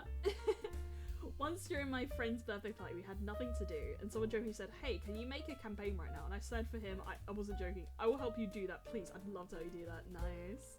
Because it's only like, out of my friend group, it's maybe 3 or 4 of us play, play or wants to play Dungeons & Dragons. Like, 5, I guess, at max. Because I have a few friends who really don't like it. Who are just like, nah, can't play it. Because, that actually just reminds me of, Auntie Donna, like, the comedy group I really like. I keep meaning to finish it, but they did this one campaign with, like, the 2 members of the group that don't play D&D. Like, pro DM, and 2 people that do not fucking like it's not that they don't like it, it's just that they've never played it, so they just did not take it seriously in the slightest. I played a lot of TTRPGs of many kinds. I love TTRPGs in general. Yeah, it's a genre I want to get into more, you know? Because, I think, you know, there's a point where video games kind of get a little bit like, you know, I've done only so much, you know? But yeah, like, I do find it an interesting genre. I think it's just, the only thing that scares me from, say, DMing is just the prep work. It's the prep work and the math. I think those are what scare me. Let me have some more watcher. Just slowly getting through this ball. I thought my phone flashed for a second there. The way my water bottle lifted up, I think it reflected the light and it scared me. Oh, I thought my phone was breaking. I remember that in a call of Cthulhu campaign, I fought a pregnant woman and threw a burning bottle of vodka at a monster. Like, okay, I need to get back into Dungeons and Daddies. It's been a while. I haven't, like, caught up on it recently. Listen, you don't need either of those. Overprep is a common mistake, don't overprep. Yeah, but, like, you still have to prep to some degree. And, I don't know. If you want a method to follow, good step-by-step to get you started is the Lazy Dungeon Master's Guide. I might actually look that up. That actually sounds interesting. What? What did I say? What did I say? What did I say? Oh, what did I say? Give me 1 second. I'm wearing, like, I was really cold, so I put on, like, this really big, like, fluffy, like, thing, like, gown, I guess? Dungeons Daddies. Yes! Every time I mention Dungeons Daddies, everyone gets really confused. It's a podcast. It's not a BDSM podcast. They literally put that in the title. I have a poster of it up on my wall, actually. It's about 4 dads, and they get transported to a fantasy land, and they've got to go save their sons. It is a really good podcast. Like, 1, really fucking funny, and 2, actually really emotional. I've cried on multiple occasions listening to it. I think, like, season 1 is still, like, my favourite, but they're doing season 3 now, and they're doing a Call of Cthulhu campaign, and it's looking really good so far. But, again, I sort of, like, paused at a point, and I haven't gone back into it, so I really need to. Yeah, okay, give me a moment. That is the most BDSM name here. Yeah, literally, the tagline is not a BDSM podcast, because they're like, it does sound like it. That's the joke. It sounds like one, but it isn't. Even though they get close. They get close at times. Alright, give me 1 second.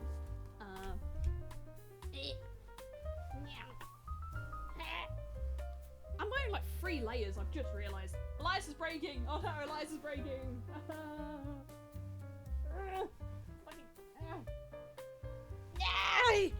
There we go. It's off. It is off. I've cast it into oblivion. That is the most BDSM name ever. It's such a good podcast though. It's such a good podcast. I follow the artist on Blue Sky, and admittedly, when I was designing Elias's model, they were a really big inspiration for me. Alex Moore is their name, and I actually got to see them at a convention, and I got the print. I got 2 prints. I actually have 2 prints from them, and they were really nice. And I was like, kind of stunned. I was just like, oh, you're very nice. I don't know. I was like, I had a different image of them in my head than like meeting them. I was just like, huh, you're very nice. You're very pleasant. Maybe one day I'll commission them for something Elias related. That would be really nice. I would genuinely really like that.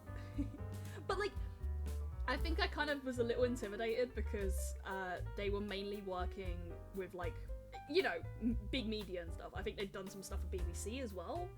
And I was like, how could little old Elias J. Dodger commission this? But I'm pretty sure, like, you know, the worst they can say is no. Like, the worst they can say is no. Or it's super expensive and I'm like, I don't think I can give you that money right now. Yeah. Yeah, but also, yeah, I put it in the title of the stream and then never mentioned it. I did have my interview today, and I think it went well. I think the prep that I did was basically what they were gonna ask, and I was like, yes. Other than one question kind of threw me off a little bit, but generally I think it went quite well. And genuinely, streamer prep helped. I was in the room waiting to go into like the interview room, and I was just breathing. I was thinking like, I am in front of my setup. Like, okay, eyes closed. I'm in front of my setup. My Streamlabs is there. The game is running. The starting soon screen is going. The music is playing. I am Elias J. Dodger. I am a confident streamer. Because it genuinely kind of worked. Like, I think Takahiro Yamamoto just redeemed Elias does a push-up. I'm doing a push-up. Okay, here we go. Okay. 1. There we go. Thank you. There we go. One thing I want to run for some VTubers is a Kingdom Hearts campaign, because then I get to be autistic about my most favourite hyperfixation. Be active stretch. Yeah! I was hoping to 20k. Hey, nice. Yeah, okay. Me and Fella started playing Kingdom Hearts. This is like before I became Elias, right? It was before I became Elias where we were like debating starting like a YouTube together. We might still do it, but maybe like repurpose it to like some sort of Elias Fella pun or whatever. And, you know, we made some like dumb little edits, dumb little things, whatever, but, you know, we used our names, so... but I think, like, my enjoyment of Kingdom Hearts at that point was pretty ironic. And I didn't play the whole thing. I didn't complete the whole game. So I might revisit it. I think it's entirely ironic because I've seen the whole, like, out of context bits. It's like, oh no, who will I eat my ice cream with?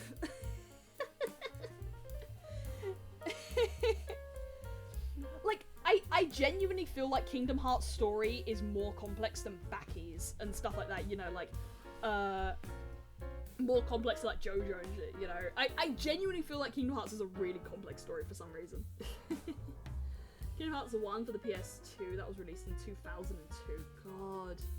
And, like, this is the thing, I remember my cousin showing me, like, this is the thing, right? I remember my cousin showing me the opening of Kingdom Hearts. So I always knew about Kingdom Hearts. And I always liked the music, because Utada Hikaru is a really good artist, right? Yeah, because the story's complex, the story's crazy. It really is. I've seen, like, you know, people count, like, you know, talking about it. Like, Brian David Gilbert, you know, his video talking about it. It's like, wait, why is it like that? Why is it like that? But, this was the thing. So, like, I remember my cousin showing me the Kingdom Hearts opening, and I'm like, oh, yeah, my cousin's played it. And then years later, I say, like, oh, yeah, you know, Kingdom Hearts, there's new Kingdom Hearts. It's like, okay. I was like, you're the one that showed me the opening. It's like, did I?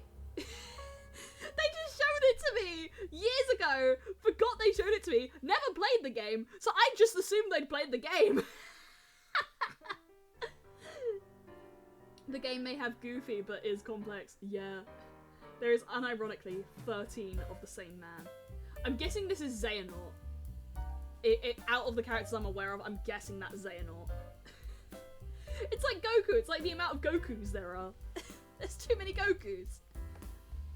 I tried to get into Dragon Ball Z fairly recently. I think it was more that I just kind of stopped. It wasn't that, like, I wouldn't get into it, I just kind of stopped. But, I couldn't really get into Dragon Ball. I tried Dragon Ball, but I couldn't get into it. Do you remember which one you played? I think it was, like, the first one. Like, Kingdom Hearts, first one, straight up. Yeah, because, you gotta play it from the beginning, which is technically not the beginning, because I'm pretty sure there's, like, a phone game that's actually the beginning. Yeah. I mean, granted, I say that, I just got into Bang Dream as well. But admittedly, I've only gotten into, like, My Go Ave Mujica, which, fucking crazy, what the hell is going on? Ave Mujica, what the fuck is going on? Ave Mujica gave its characters split personality. like DID fully. Like they're just like, yeah, this character is having full-on personality split. What the fuck is going on? They're girls playing in bands. What the fuck is this level of storytelling? Why did it genuinely scare me? Dragon Ball is much more of a goofy anime. Yeah. It's okay, Elias. You can be wrong about Dragon Ball. Well, it is just so enjoyable. Yeah. I'm Brazilian. I'm played by law to like. This is the thing, right? It's not that I hate Dragon Ball by any means. It's just that I couldn't get into it. Maybe like give it some time. I probably will. I respect Dragon Ball, absolutely. Like, I wouldn't be an anime fan if it wasn't for Dragon Ball. It was like, it defined what anime is for like so many people and, you know, expanded it to the West. Like, I wouldn't be a VTuber in some, you know, butterfly way if it wasn't for Hirohiko, I was gonna say the JoJo one. I forgot his name. God, I'm sorry. You know, the Dragon Ball guy. I forgot his name. I'm sorry. It's okay. You can have the wrong opinion. Thank you. But again, it's not that I hate Dragon Ball. It's just I didn't get into Dragon Ball. I hate Naruto. It's fine if you start a Z, honestly, but there's also a video that recaps the OG. Okay. Yeah, because I think the reason why I couldn't get into OG Dragon Ball was because the start of it was like a lot of like sex humor that I don't really like. Like, you know, the sort of sex humor that's just like, oh, anime in it. And yeah, it's weird. Yeah. And like that really puts me off of certain anime. Like, so, you know, sometimes I can get behind it, but it depends. It really depends because if it just feels unnecessary, then it's just like, like, I think, you know, I keep mentioning 100 Girlfriends, because 100 Girlfriends is so shameless, but I think, like, that's the only reason I'm able to get behind it, is just because it knows what it is. Like, 100 Girlfriends knows exactly what it is. Which also, watch the first episode of that. Mommy, she appeared! Yay! I was so happy. Let me see if I can find the shot with Mommy G, because I posted it on Blue Sky and I was like, yes, let's fucking go, it's Mommy G. I was so happy. I can't find the screenshot right now, but yeah, I don't recommend you do regular Dragon Ball because it is a product of its time, but that's, so there are some pretty bad jokes. Yeah. And also Z came first in terms of anime, at least in dubs, I think. Right. Yeah, I think, yeah, I don't mind getting into Dragon Ball, like, particularly Z, Dragon Ball Z, depends where you say it. But, like, I think it's just, like, a time thing, you know, it's long, I say, having gotten into One Piece, but you know, it is a time commitment, and admittedly, I'm not the type that can easily binge something. I need my breaks. I can't, it totally depends on the show, but generally, I can't binge, and I think especially if it's really long, I cannot binge that, so I would need, like, the mental breaks to be like, I'm done, I can't do all Dragon Ball. Just took psychic damage from the British Z. Yeah. Everyone says Z, don't they? Everyone says Z. But yeah, I tend to say Z more than I say Z. It's not a letter that comes up often, does it? Oh, British. Imagine that. Watch Dragon Ball Kai. It's a remaster of Z. I'll say Z. It makes sense. Dragon Ball Z, yeah. With high quality, no filler arcs, and about a third of the episodes. Yeah. But this is the thing, right? I kind of want to watch Z on its own. Dragon Ball Z, yeah. Why did I say that? Why did I do that to myself? Yeah, I kind of want to watch Z in full, because I've done that for One Piece, because there's like a fan cut called One Piece, and admittedly, that's something that I think is definitely needed for One Piece, especially just because of the sheer length of it. But like Dragon Ball is slightly shorter when if you're only talking about Z, it's slightly shorter. So I'm like okay to do Dragon Ball as like, you know, with its filler and everything and whatnot. Because admittedly, that is one of the things I do miss about like having not watched all of One Piece in full. Is there's a lot of filler episodes that get cut with One Piece, and it's like some it's like yeah sure because like Dressrosa and stuff like that are fucking long. And having caught up to like Wano and everything, there's certain episodes where it's just like, why are you like going back over this for the billionth time? Yes, I know how Odin died. Oh, spoiler by the way, sorry. Oops, sorry. But yeah, like, you know, they keep going back over the same sort of things, and it's like, I've seen this already. But like, but there's also the filler episodes in One Piece where it is just the group being like a gang and just doing the shit, and it's like, admittedly, I wish I'd seen those, you know. Dragon Ball Z, yeah. I mean, you can, but also 20 episodes for 5 minutes. Yeah. Yeah, it I think it's like a maybe. It's a maybe with Kai. Because I know they're doing that with One Piece. I know they've just recently started doing Fishman Island remaster. Which, yeah, totally fair. Like, admittedly, I can see One Piece getting that sort of, like, Kai treatment, like, officially. Because that would just be a good business decision. Like, just taking One Piece, cutting it down, you know, taking episodes that took, like, 10 episodes to get to one punch, and making it, like, 1 or 2, maybe. Like, it's a good business model. I get it. It's a maybe. It's a maybe. Like, don't know yet. It's just making the sort of, like, space to watch it. Because, like, I feel like for certain things, I have to be in the headspace to watch certain shows. And anime has been one lately that's been, like, you know, I really have to be in the headspace for it. The only one I've really been able to keep up with is, like, Ave Mujika right now. Maybe a little bit of, like, Country Girlfriends, I think just because, like, I keep up with the manga, and it was just nice to see, like, you know, the different jokes in the anime and stuff. But, like, I don't watch as much anime these days. Also not joking.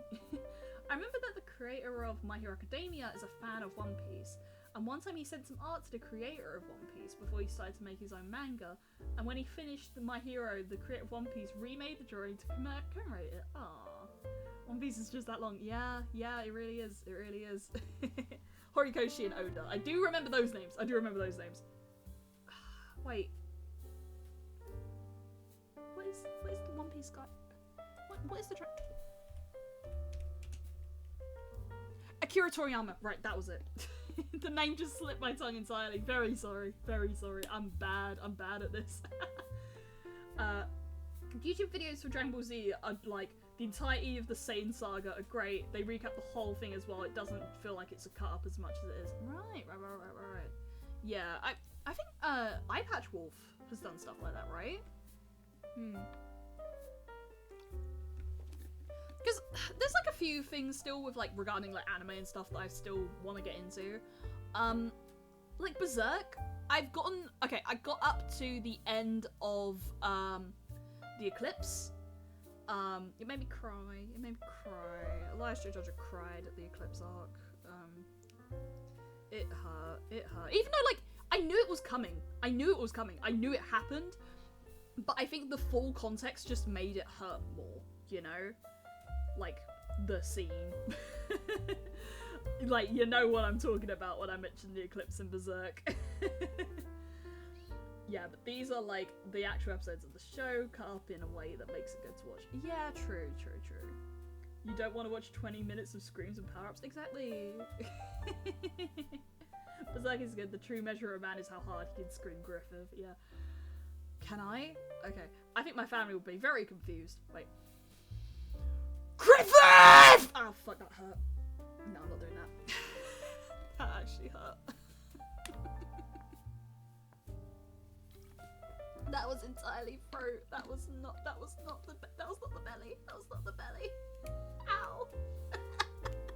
How does guts do it? How does guts do it? I don't know why. Lately I feel like I've been very much like from the throat and not like from, you know, the belly or so when it comes to like doing certain voices and things. And I really think I need to remedy that. You got the spirit though, that was good. Thank you. It just really hurt my vocal cords. I'm trying to speak a little softer now.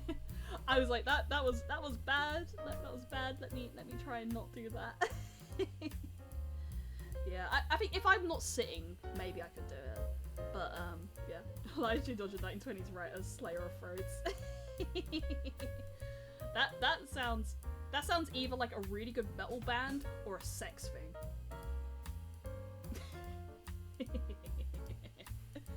But yeah, I want to keep going with Berserk. Whereas Liars about that. Thank you for coming around. I appreciate it. Yeah. So okay. Yeah. Berserk is one. Yeah, fun. Can't wait for Sunday. Yeah. If people don't know, we're having a little collab. Me and Takahiro and Fella should also be joining as well. We're going to be playing GUI Gear, which admittedly I should train for because I am very bad with GUI Gear. When you said it out loud, I realised that. Yeah. reflect. Bonk. Yeah. What other ones have I been curious about? Okay. The thing is, right, I keep up with manga quite a lot. These days I read a lot more manga than I do, like, watch anime. Oh, my Streamlabs is saying connecting to chat. Are we still good? We still live? We still good? Okay. Yeah, like one that's actually one I would need to catch up on, because I watched the first season and then I didn't keep going. I know I'd love it. Same with Mob Psycho. Like, I know I'd love both of them, and I just haven't got round to them. So I really should. I think other ones that catch my attention. Okay. I have been reading Innocent by Shinichi Sakamoto. And there's another one he has, which is about rock climbing. And I was reading it for a while, and then I dropped it. But I really want to keep going, because some of the art goes crazy. And I really want to see some of that. Admittedly, I'd love to see it, like, published in volumes. I've not seen, like, any volumes of it. And I'd like that. Because I literally just brought the 3rd volume of Innocent. Because I have 1 and 2. Yeah, let me find it. Rock climbing manga. It's called The Climber, but I think the Japanese title is Koko no Hito, or Solitary Person, apparently. It's really interesting. It's oh, I feel like I've put this on full screen. There we no. My tab went full screen. I was very confused. Confusion. Yeah. That it has really good art. Let me find it. Koko no Hito. Koko no Hito art. Basically, Shinichi Sakamoto, if you don't know him, is like a fucking artist. Like this one. I haven't got to this image in the manga, but I really wanted to, because I saw this, I was like, what the fuck is that? You'll not believe that this is the manga about rock climbing. Give me a second, just pulling it up. Wait, give me a moment, it's not here yet. There we go. This is from a rock climbing manga. Look at this fucking image. Koko no Hito by Shinichi Sakamoto. He is a fucking artist. I love his work. Like Innocent as well. Innocent is really good because again, just beautiful fucking drawings. Like I love crafting rock climbing. Yeah, it's so beautiful, man. He is just amazing at what he does. Like, I'm every time I see it, I'm just like, what the fuck? Okay, I got an idea. Okay, I have an idea what we could do for a little bit, because it sort of came up during chat, and I was like, this could actually be really funny. Like, oh wait, okay, right. I have two ideas, right? Either I do like Would You Rather, I do the wiki game. Okay, you know what? No, I'm thinking about it now. I really want to see what that like thing that Nightmind covered was about. I genuinely want to see what that was. I think it was like, okay, 3D people island or something. 3D workers island. Yeah. A short horror story about screensaver. Yes. Okay, let me pull this up because I want to have a look at this. And I think we'll make it quiet as well. We'll make it like atmospheric. Yeah. Because I was watching it, so I saw like little bits on it, but I didn't see everything. So I think like the story on it, I didn't fully take in. 3D Workers Island. Oh, what about what? Wait, okay. Run project. There we go. Right. Let me turn the music down, because this is a horror thing. So let's be spooked. Let's be spooked and let's be scared. Should probably change the stream title, shouldn't I? What's the best way to do this? Okay. Wait, if I go back and I can actually like go back here. Let me quickly sort that out. In the right place and everything.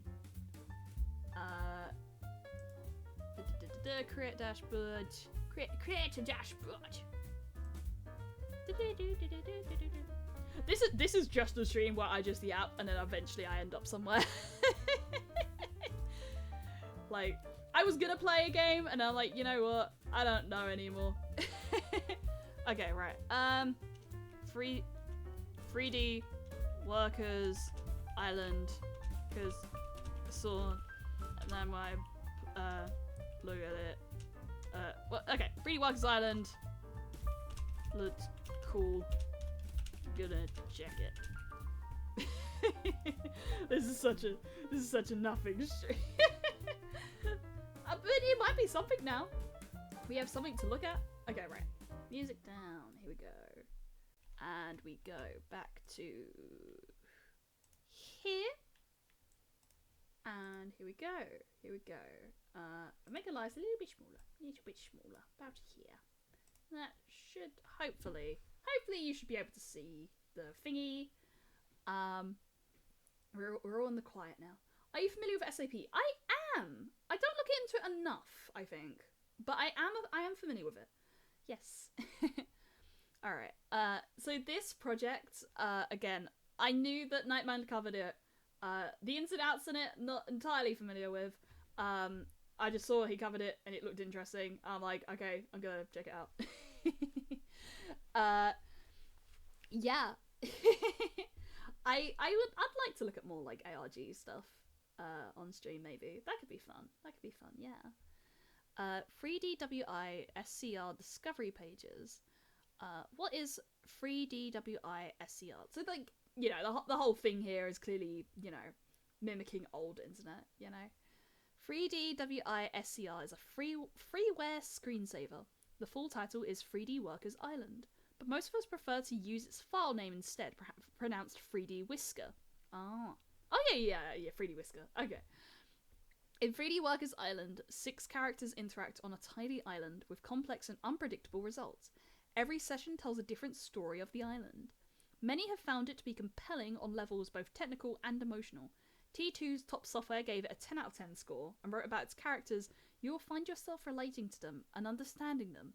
They may even confound you and anger you at times." My phone's a little bit in the way.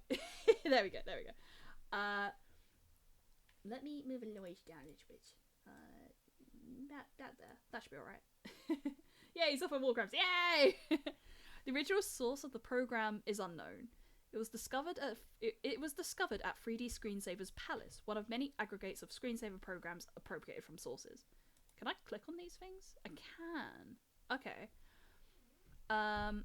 We recommend trying 3D Whisker yourself by downloading it from the download page. The events that occur in 3DW... Oh no, I think wait. Okay, yeah, right. So it's kind of like click through with left and right, like that. Okay. So the screenshot, we got like different pages. We recommend you try 3D Whisker yourself by downloading it from the download page. The events that occur in 3D Whisker are not scripted. They are followed dynamically, and every session is different, which means you're guaranteed to see things that none of us have seen before.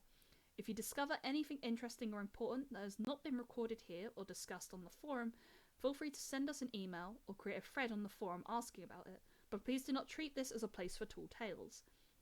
Check out the overview page for a more detailed introduction. 3D Whisker's discovery pages was created by me, Pat Lawler or P. Lawler, and the technical side is largely run by Singer. See further info on the contact pages. Something about work at AI and stuff as well. The 3D Whisker installer can be downloaded using any of the links below. It is a 4.22 megabyte download. This is a Windows exe file and is only compatible with Windows operating systems. Run the installer and follow the steps on the installation wizard. Afterwards, if you are running Windows 95 or later, you can configure the screensaver by right-clicking on your desktop, choosing Properties, choosing the Screensaver tab, and selecting 3D Workers Island from the drop-down menu. From here, you can start the program manually by clicking Preview. If you run into any trouble, create a thread on our forum and somebody's sure to help you out. You've chosen to download a file from this location. Install 3DWREXE from 3dwhisker.com. Oh, God, I remember AI War Criminal.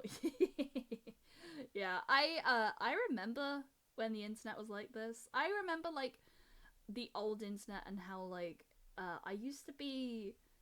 I'd always play like, you know, pinball software. I used to play the pinball game a lot.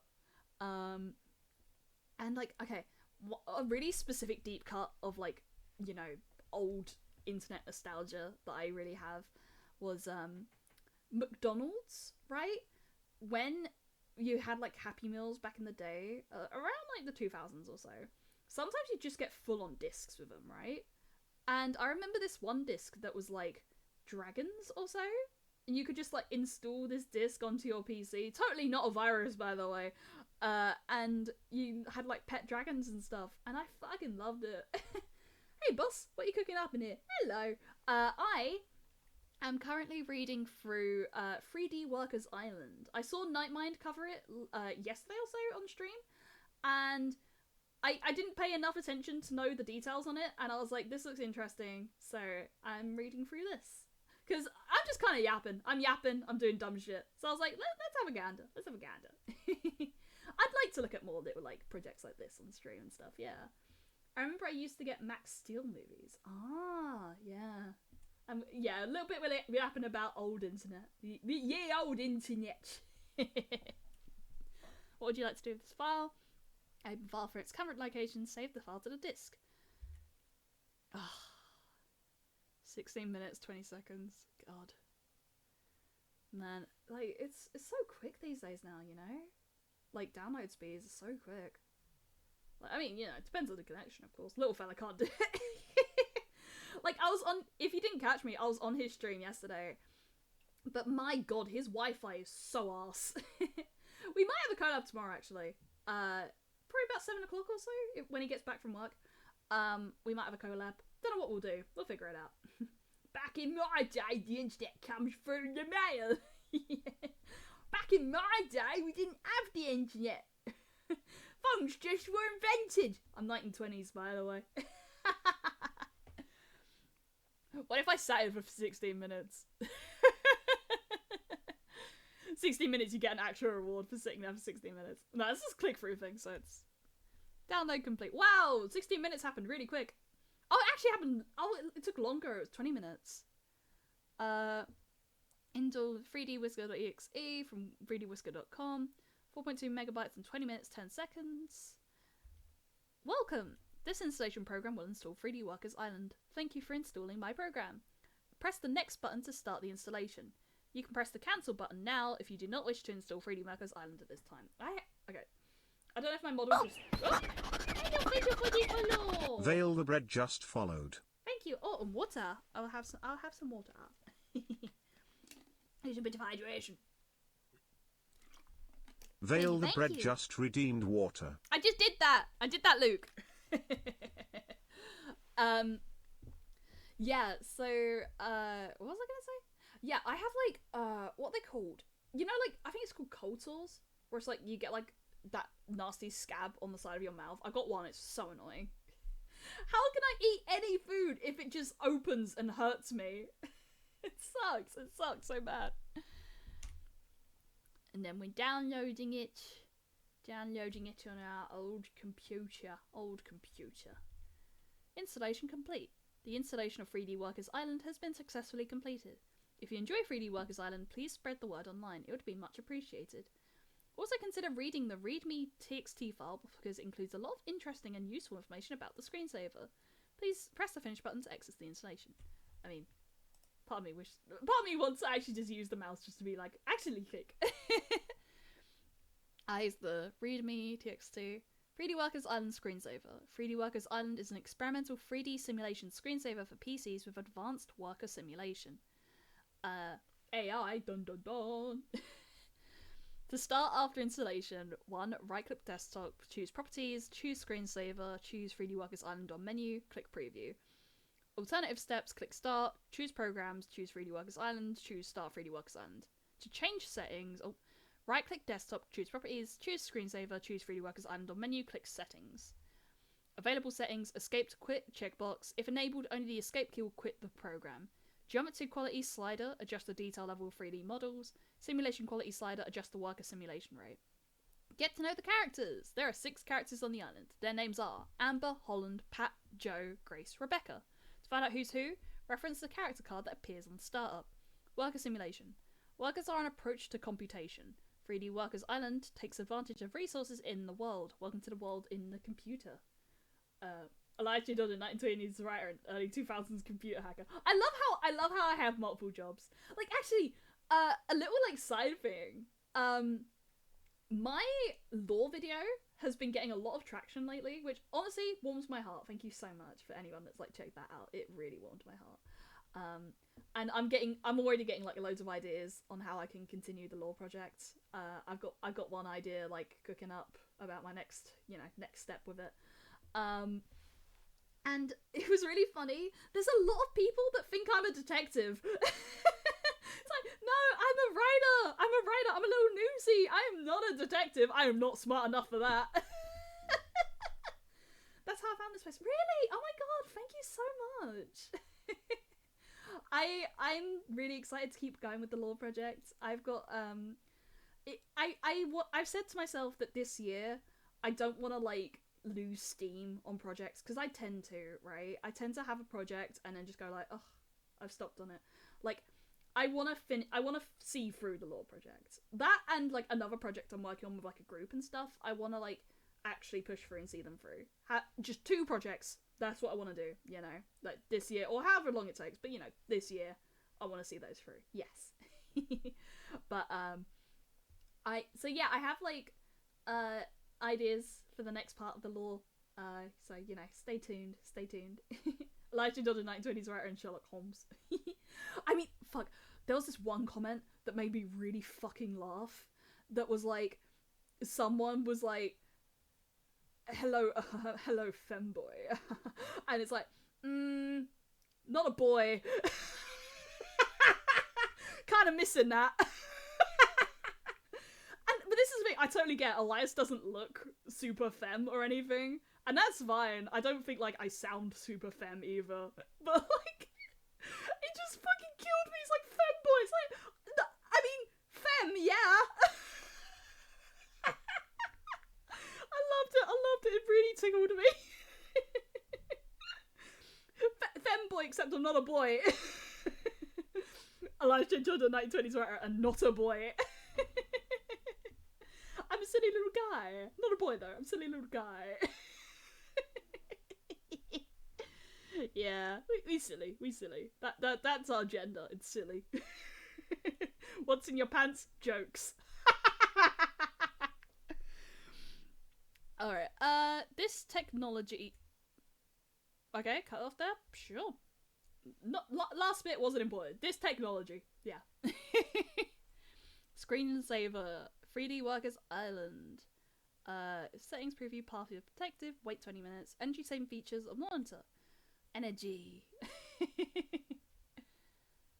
3D Workers Island, here we go!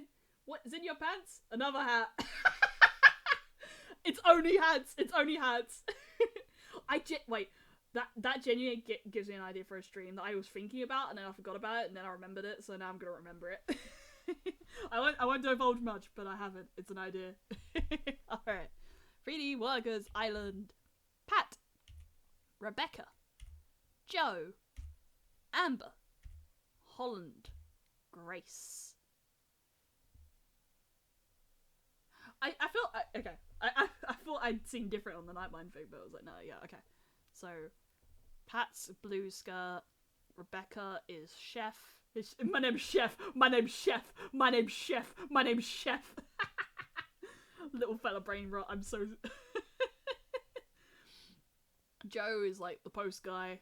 So this is the Minecraft the kids are talking about. Yeah. Oh, man. Okay.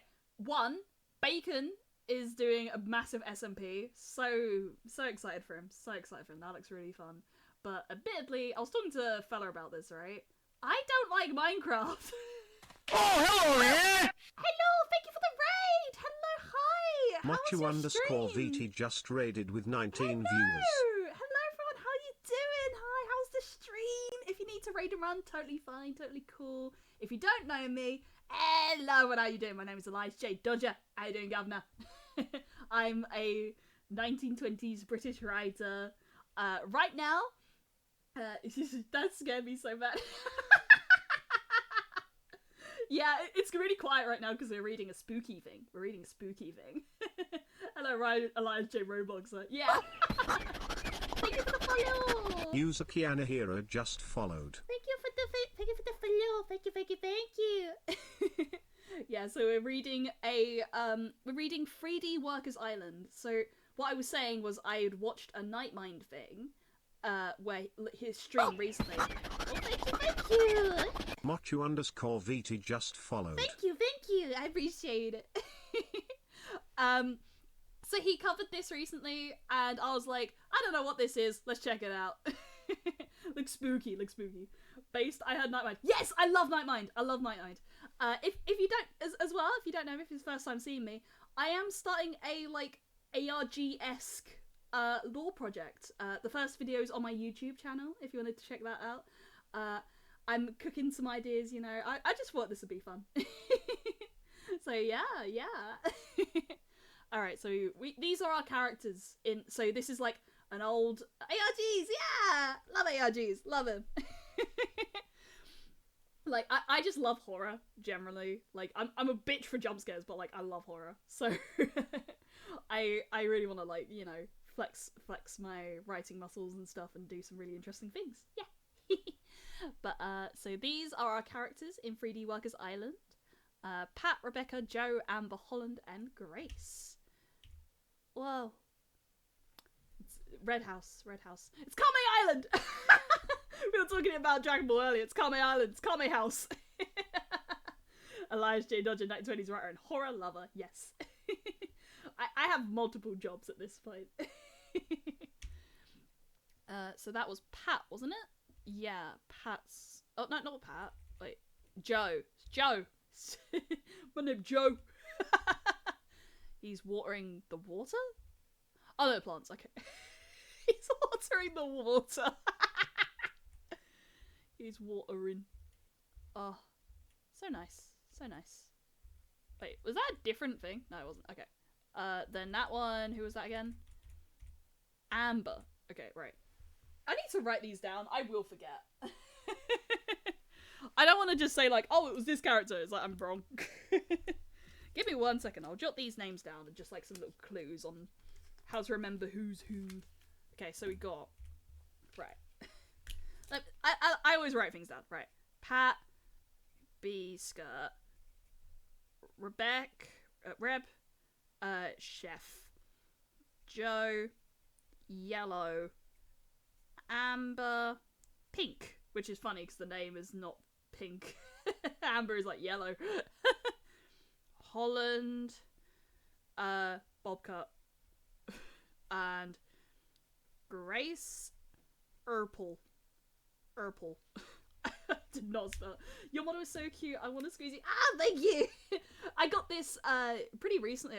I got this model through in December and then debuted it last week actually. So this is still early days with Elias J. Dodger 1920s Rider. It's I love it. It came out so nice. Shira Colossus did the art and rig, and then Eris VT did the character sheet. So you know, lots of love to them. So right. So then it was Amber that came out. It was Amber and Joe, and they're chilling. Whoa. Okay, so this is the forum, isn't it? More girl. Hey, I just want to say that this thing is so cool. My eyes are glued to it. I'm mesmerized. I was like 1990s and everything. I just want to keep it on all day and see what the people are up to, but my brother needs a computer for his work. What do you all think? And what's happening on your island today? Mr. Crook. Definitely not sus. Unfortunately, have to pass out now. It's 3:30 AM here. Go to sleep. That's totally okay. Thank you for coming round. I appreciate the raid. Thank you. You go sleep. Sleep's important. You go rest. Yeah, it's a hidden gem of the internet. It kills that Johnny Castaway thing my uncle thinks is so good. This is better because the people are like real people you're watching, and you never know what's gonna happen next. I've seen dancing and squirming, the baffling games they play with objects, the awkward intimacy that looks like hugging sometimes, and the other times look pornographic, frankly. Ooh. Good luck with you. Thank you. Yeah. Mr. Crook's got stuff on his mind. He needs to talk about that. I think he's got a problem. Pornographic is fucking like cubes and squares. Busted. I love that name. Busted. Agreed. Holland just puts her face inside a tree. Holland just put her face inside a tree. Yeah, but Avatar is trash cans. What of it? Okay, so we got everyone. They're having a fry up or having burgers. I'm curious how they get food on this island. Like, let alone burgers. Like, where is there like ships that come in or something? Okay. I just got pretty scared because my stepdad made a really loud noise. I didn't know what it was. I was like, what the fuck was that? He was just like stretching or something. Yeah, we're having time. Grace is sitting with the flowers. Was it Holland? Yeah, Holland, playing with a little toy or something. They're all having a good time. Oh no! It's Frankenstein. He's like drowning. No. Probably heard he was screaming. I haven't screamed. I did kind of scream Griffith. But it was ages ago. He literally just did that noise. He's drowning the toy. No. That looks so defeated. What the hell? He probably just dropped it. Aww. Holland. His poor toy. Oh, that genuinely like brings up like a personal like moment I had that really fucked me up once. When I was a kid, I had this like little Luigi toy, right? Like Luigi Pokemon. Tiny like little hard toy. I think my brother had it and then I took it or whatever. And I went to the beach and I played with it. And then initially I lost it and then I found it because it was under the sand somewhere. And then I went to the sea and then I accidentally dropped it in the water and it flew off into the sea and I cried so hard. I was not okay. I still miss it. I had it for a day. I still miss it. But yeah, no, I feel this kid. Holland. What are you doing with the spatula? That's like a hot spatula. Please don't put that near him. I'll give him a burger. Burger. Oh, don't like your profile pic's scary. Last Jane Dodger 1920s writer, traumatized by toys. I had very strong attachments to toys. Very strong attachments. I couldn't go anywhere without being like, can I get a plushie? 12 point. I hate your profile picture. I think it's great, but it's buggy and just weird. My roommate keeps talking about how he could do it better. I'd like to see him try. He couldn't even program the turret in our tank game last semester. What an idiot. My ma Homer.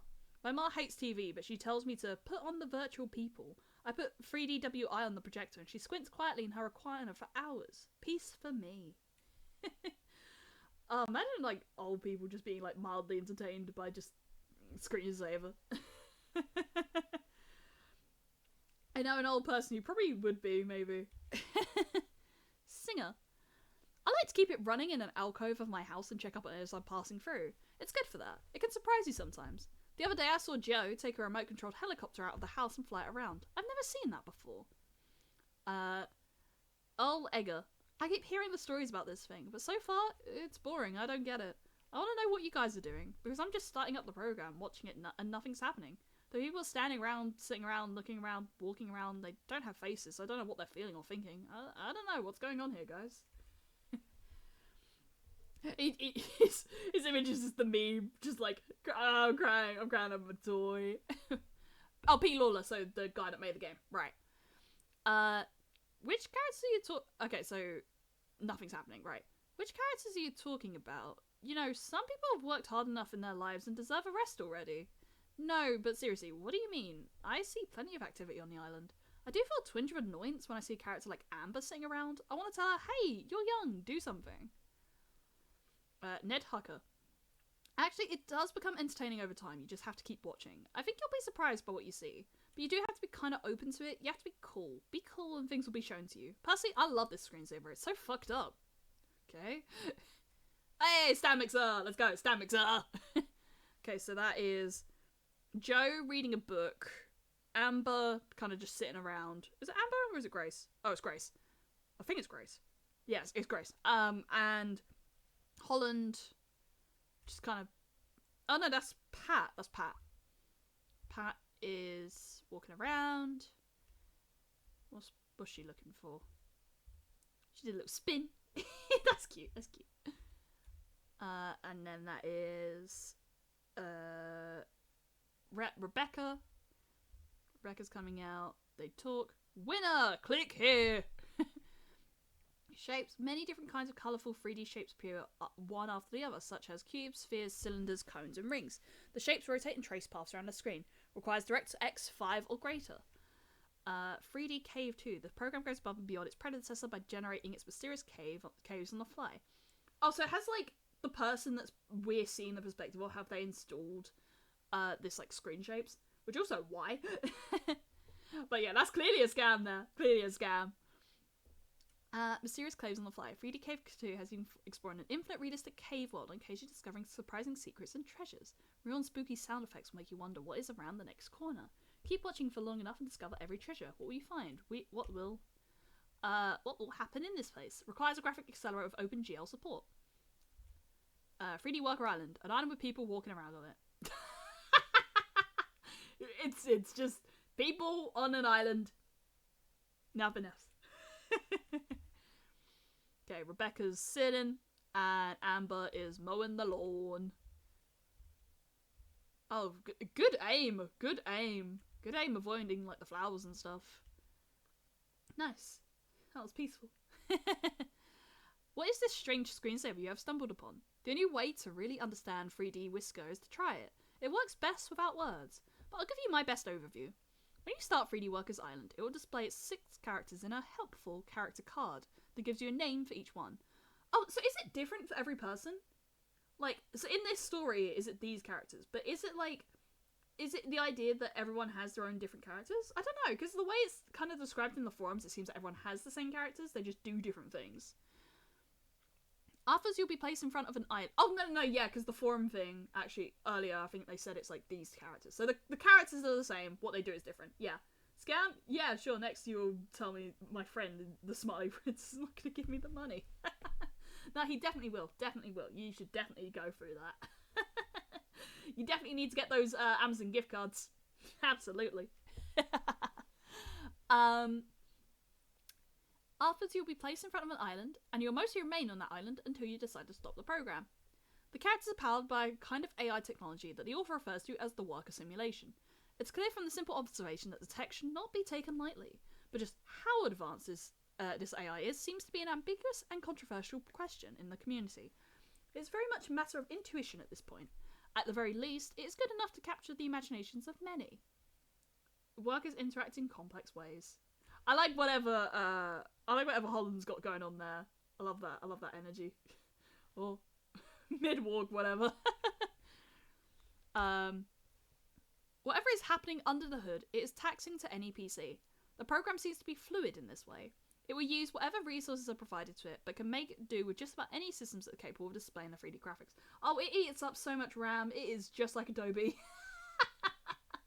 Man, I uninstalled Adobe's shit recently. Genuinely, I feel like their PC runs better. Don't know why. I barely even use it, I just feel like it runs better now. I don't know why. It's weird. Impressive or not as technology, you'll find that this is a program with broad and infinite possibilities. Since retiring last November, I've been keeping 3D Whisker running on the desk in my study, in my bedroom, my living room, my kitchen, and my basement. What's in your basement for them to see? Don't like that. I don't like that. It's me side. It's me side. Meters in there. Just hitting that fucking pipe like dung, dung, dung. Running around the clock as I do my household tasks and live my life. What I see on each of these PCs throughout the day is still continually fresh and novel to me. It makes my home into a very pleasant little world. You'll notice that the island is quiet. 3D Whisker does not play audio, unlike what you may find in the After Dark products and similar entertainment-based programs, but very much in line with the default package of screensavers in the Windows operating system, such as 3D Maze and Mystify Your Mind. The significance of this silence is considerable. It allows the island to disappear. Despite its heft, it's also light. There is a sense of ghostly transience that none of it is really happening. It can all vanish with the flick of a mouse. Wait, what was this overview? Right. Okay, so that's Amber and Holland playing some games. It's playing in the sand. Holland leaves. Interesting. Man, for some reason, there's like no face and whatnot, but like Amber's giving me feelings, man. Is it Amber or Grace? I think it's I don't know, the one that's just kind of sitting there a lot. I mean, they all kind of are right now. I don't know. I get little feelings. I was that kid, you know. I was that kid that kind of sat quietly doing their own thing. Still kind of am. This is for my son's island project for first grade. Oh, model of the island, right? Which took second place in the contest. I'm proud of him. Okay, I will admit he mostly played Pyjama Sam while Mum and I built the island, but he did the written part of the assignment himself. Anyway, here are the photos. That's adorable. So that's Frank, Arthur, and Tipo. Was Frank the other person? It wasn't, was it? No. Bastard. Glad your son's school is teaching him about the islands. Your living room is disgusting. Chris is telling it as it is. As it is, Chris. As it is. I'm cool. Lol. P-Lawler. He did a good job with the island. I have some advice. You should not do your son's work for him. Do not let him get used to the idea that you will do his assignments. Take it from a fellow parent. Frank. Thanks, appreciated. But they were expecting parents to help with this one. You should see what the other kids brought in. Anyway, he did the written part, as I said. Buddy. My son doesn't like 3D Workers Island one bit. It scares him, and he makes me turn it off. Oh. I was that kid. I was that kid. Like, I was so scared of stuff. Like, literally, I remember getting jump scared on YouTube, with, like, the video, right? All the video was, it was Tails, it was an image of Tails, and then, bah! And I got so fucking scared. And I think the video was called, like, if you see this, you will die. Yeah, like, truthfully that. And I fell for it so hard, and I didn't use YouTube for 2 fucking years. This was early YouTube, so, you know, we weren't addicted yet, but, like, I didn't touch YouTube for 2 fucking years, because I was like, that scared me too hard. And, like, for a good few nights, I had to sleep with my parents, because I was just like, I'm too fucking scared, I think I'm gonna die. It was like, die in my sleep or whatever. Genuinely, I actually had mantras when I would go to sleep as a kid of like various things that I was scared of, just like being like, I won't die in my sleep. The house won't burn up in my sleep. I won't be robbed in my sleep. I was really scared of dying in my sleep as a kid, that I had mantras of just like, I will not die in my sleep. It was really weird. It was really weird when I look back on it. It's just like, why? Why was I so... Why did I have to do that, you know? Like, of course I did the obvious, like, turn the lights off and run to bed, because then, like, what if the monster gets me or whatever? But, like, it wasn't really monsters that I was scared of. I was just scared of, like, genuinely, like, just up and dying. Elijah and Dungeon Knight and Twins and chicken. Yeah. I am a wuss. I have said that. I'm a wuss. Like, watch me with any horror stream and I'm like, yeah, I'm scared. I love the concept of horror. I don't like being scared. But then I like being scared because then I'm like, oh, that's clever, you know? I don't know. I appreciate horror. It still scares me. Kids are afraid of everything. This is Johnson.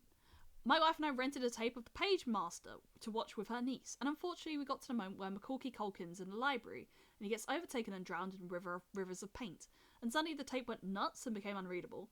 Her niece started screaming. Now she's afraid of getting drowned in paint and turning into a cartoon. I don't blame the people who made the movie for making a terrifying Macaulay Culkin character get drowned in paint, but some kids really do think it's possible to get swallowed up into a cartoon prison where they can't escape, and hell, if I believed that, I'd be afraid too. Yeah, I was that kid. Like, scared of shit, you know? Eggs! Can't have eggs! But running when you turn off the light is perfectly normal when you don't want the monsters to get to you. True, yes, absolutely. It's rather normal behaviour. But I think it was the mantras, where it's just like, I won't die in my sleep. I was so scared of that. I was really scared of that. Genuinely, it was like a really profound fear as like a kid. Like, I never told anyone. Like, I think it was only till really later that I told, like, at least, like, fella, and I guess, like, chat now. But, like, I didn't tell anyone that I had this. I thought it was kind of perfectly normal to have, but I don't know. I was just like, I have to tell myself this so I can actually sleep at night. And I did this for years. This wasn't, like, a once a night thing. It was, like, for years I did it. And, like, I would add to it if more fears came up. I think it ended when I had about, like, 4 fears or so. Something like that. Like, 4 different things that I would keep repeating to myself every night just to be like, I can sleep at night. Carton of eggs. Okay, that is Amber. Amber and Pat. Okay. That was just like... When it zooms in, that's really interesting. The fact that, like, it's not staying the same. It was like... Is Amber crying or something?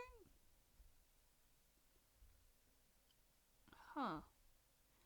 Good kid. I love that band! There was a band user. Ha ha ha. Funny. Elias J. Dodger, I need you to stop being so relatable. Elias J. Dodger cannot stop being so relatable. Elias J.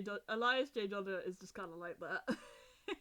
Elias J. Dodger hits the truth.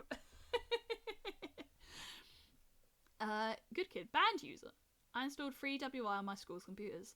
This happened back in October. In detention, they had me sit in the computer lab, where I was ostensibly wasn't allowed to play on the computers. Lol. But my computer lab teacher was in their upgrading office, and I showed him FreeWI and explained it to him. I swear he was like enchanted by it. He wanted to install it on all the computers, so we installed it on all the computers together while eating donut holes. Is donut holes a specific thing? Like a food or something? Is it like a brand that I don't know of? It's probably like an American thing, if I had to take a guess. Because in my head I'm thinking donut hole, and I'm like, that's... But donut holes is just the empty space in a donut. How do you eat a donut hole if there's no hole in the donut to eat? We had some problems. I had to call my sweet and angelic mummy to tell her. I had to call my dearest mummy darling, my mummy dearest, my delicious mummy to tell her while I was still at school. But we eventually got it working after 7 p.m. We turned off the lights and started it going on every computer in the room. It was a powerful experience, just all these different things happening on the island all around us, on glowing screens, in the dark and silent computer lab at night. Way better than 3D pipes. I felt like this was the way 3DWI was meant to be experienced. I recommend putting this thing on as many screens as you possibly can. Forgive me, I don't know anything, I'm just a 14-year-old teenage kid. Yeah, of course, like, a kid using ostensibly, yeah, that's a fucking child. What were you in detention for? Asked Joyce 100. Fucking elephants. Lol, dress code violations mainly. I also invented a fake skin disease called cuticulae. And I started incorporating it into some of my written assignments in English and history, even when it had nothing to do with anything. Okay, I'll bite. Tell me about cuticulae. Cuticulae? I believe it is. I'm glad you asked. Cuticulae, skin disease with 4 stages. Stage 0, redness and sensitivity. Stage 1, skin gaps, holes or gaps of various sizes exposing dermis. Stage 2, skin islands, widespread loss of epidermis, leaving only a number of skin islands of various size. Stage 3, recession of the islands, leading to complete loss of epidermis. Early stages can be treated in reverse, but stage 3 is irreversible. Stages 1, 2, and 3 are consistently rated 10 on the 1 to 10 pain scale. Screaming and hair pulling and despair.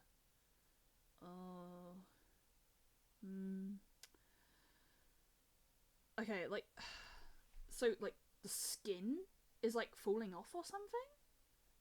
Holes or gaps of various size exposing dermis. So, like, I guess, like, blisters, right? Close to blisters. Which, by the way, I have a fucking nasty blister on my foot.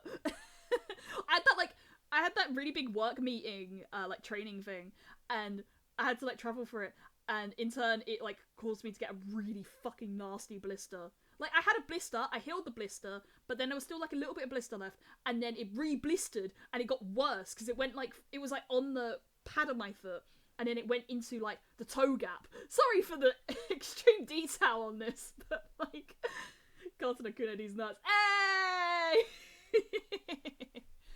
But, yeah, so I guess, like, if I have to imagine it, I'm thinking blisters. Skin islands, widespread loss of epidermis, leaving a number of skin islands of various sizes. So I guess, like, just more skin loss? Recession of the islands, leading to complete loss of epidermis. Oh, so no, so, like, okay, wait, epidermis is, like, the skin, isn't it? I'm pretty sure it is. So you gradually lose your skin. Right, interesting. Screaming, hair pulling, and despair. Fuck. Okay, so that is Pat and Holland. Holland's little teddy standing up, that's cute. Amber. What's Amber got? Red. Just red in a thing. Oh. Is that the stage 1?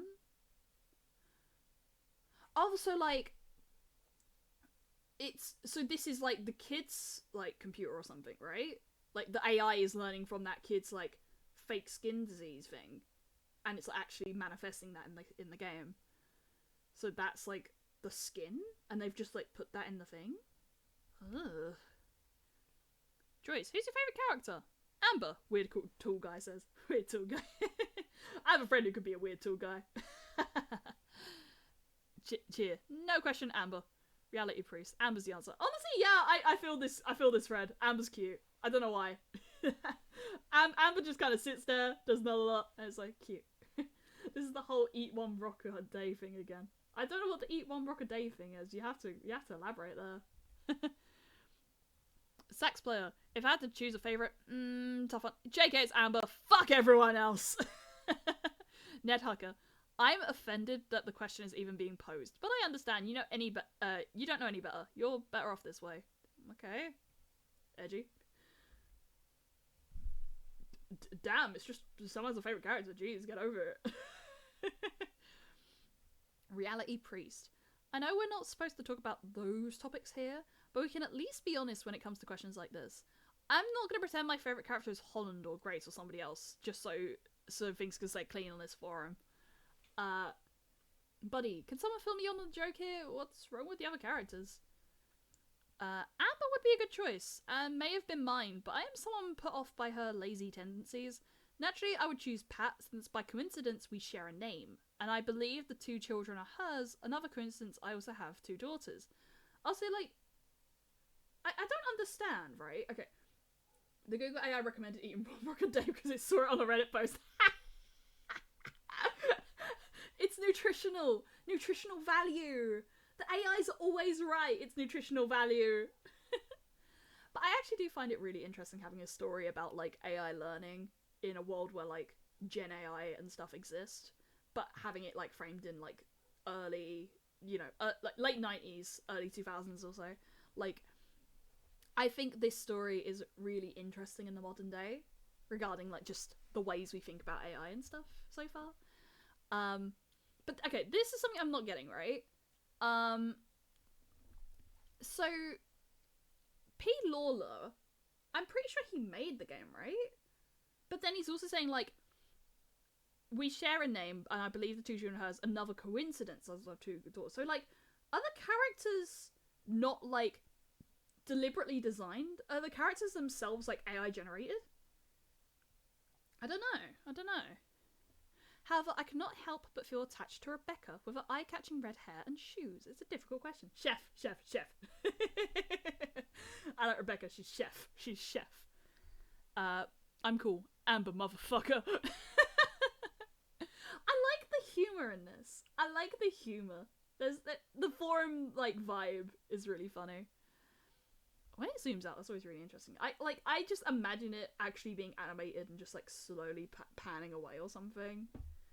Okay, so that's Holland at the thing. He does a little spin, like, whoa!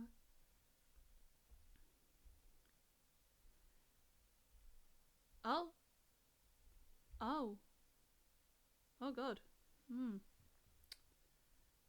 That starts, like, is that crying or is she puking? Oh, fuck. Like, the distance really makes it unsettling, right? Like, the distance away from them, where you can only, like, imagine, like, that up close. And the sound, like, you know, the fact that there's no noise and anything. It's just like, God. Computer Philosophy 1, Windows. There are of windows everywhere we see them, and anyone could be looking in at you. That's a part of what makes them scary. But windows are even scarier when you're the one who looks in them, because of when you know what you'll see in them. Remember the enthusiasm in a market for Window into Reality in 1996, as the Nintendo 64 broke once Law Project Reality. Of course, the TV screen is really a window into fiction and not reality. The only real window of reality is the one we looked into as a baby and still cannot turn from. What called the common story theme of falling into asphalt imagery? We bring the inside into the outside, and the outside is the place we are stuck looking. This is the only meaning of I'm trapped in the TV, when we find out that the reality is the thing we look into. But what does that mean where we are? What does that mean where are we? What happens when something bad you find responsible for is there, and you do nothing to stop it because it looks through a window and is not real? I'm trapped in here and I may never return home. What do we mean? Okay, that's quite confusing. It's quite confusing. I feel like I want to reread that again. I want to, like, take that apart, because, interesting, but I think that, you know, philosophy is something I'm slowly trying to start understanding a bit more of. I don't look into it a lot. I do find it interesting, though. There are of windows everywhere we see them, and anyone could be looking in at you. That's a part of what makes them scary. So, like, basically, I guess Truman, right? I'm guessing this is the, like, Truman Show vibes.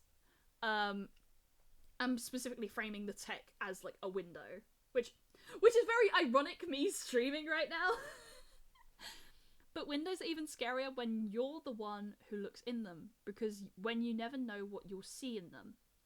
Right, so, like, it's saying it's scarier as the person looking in than the person being looked in.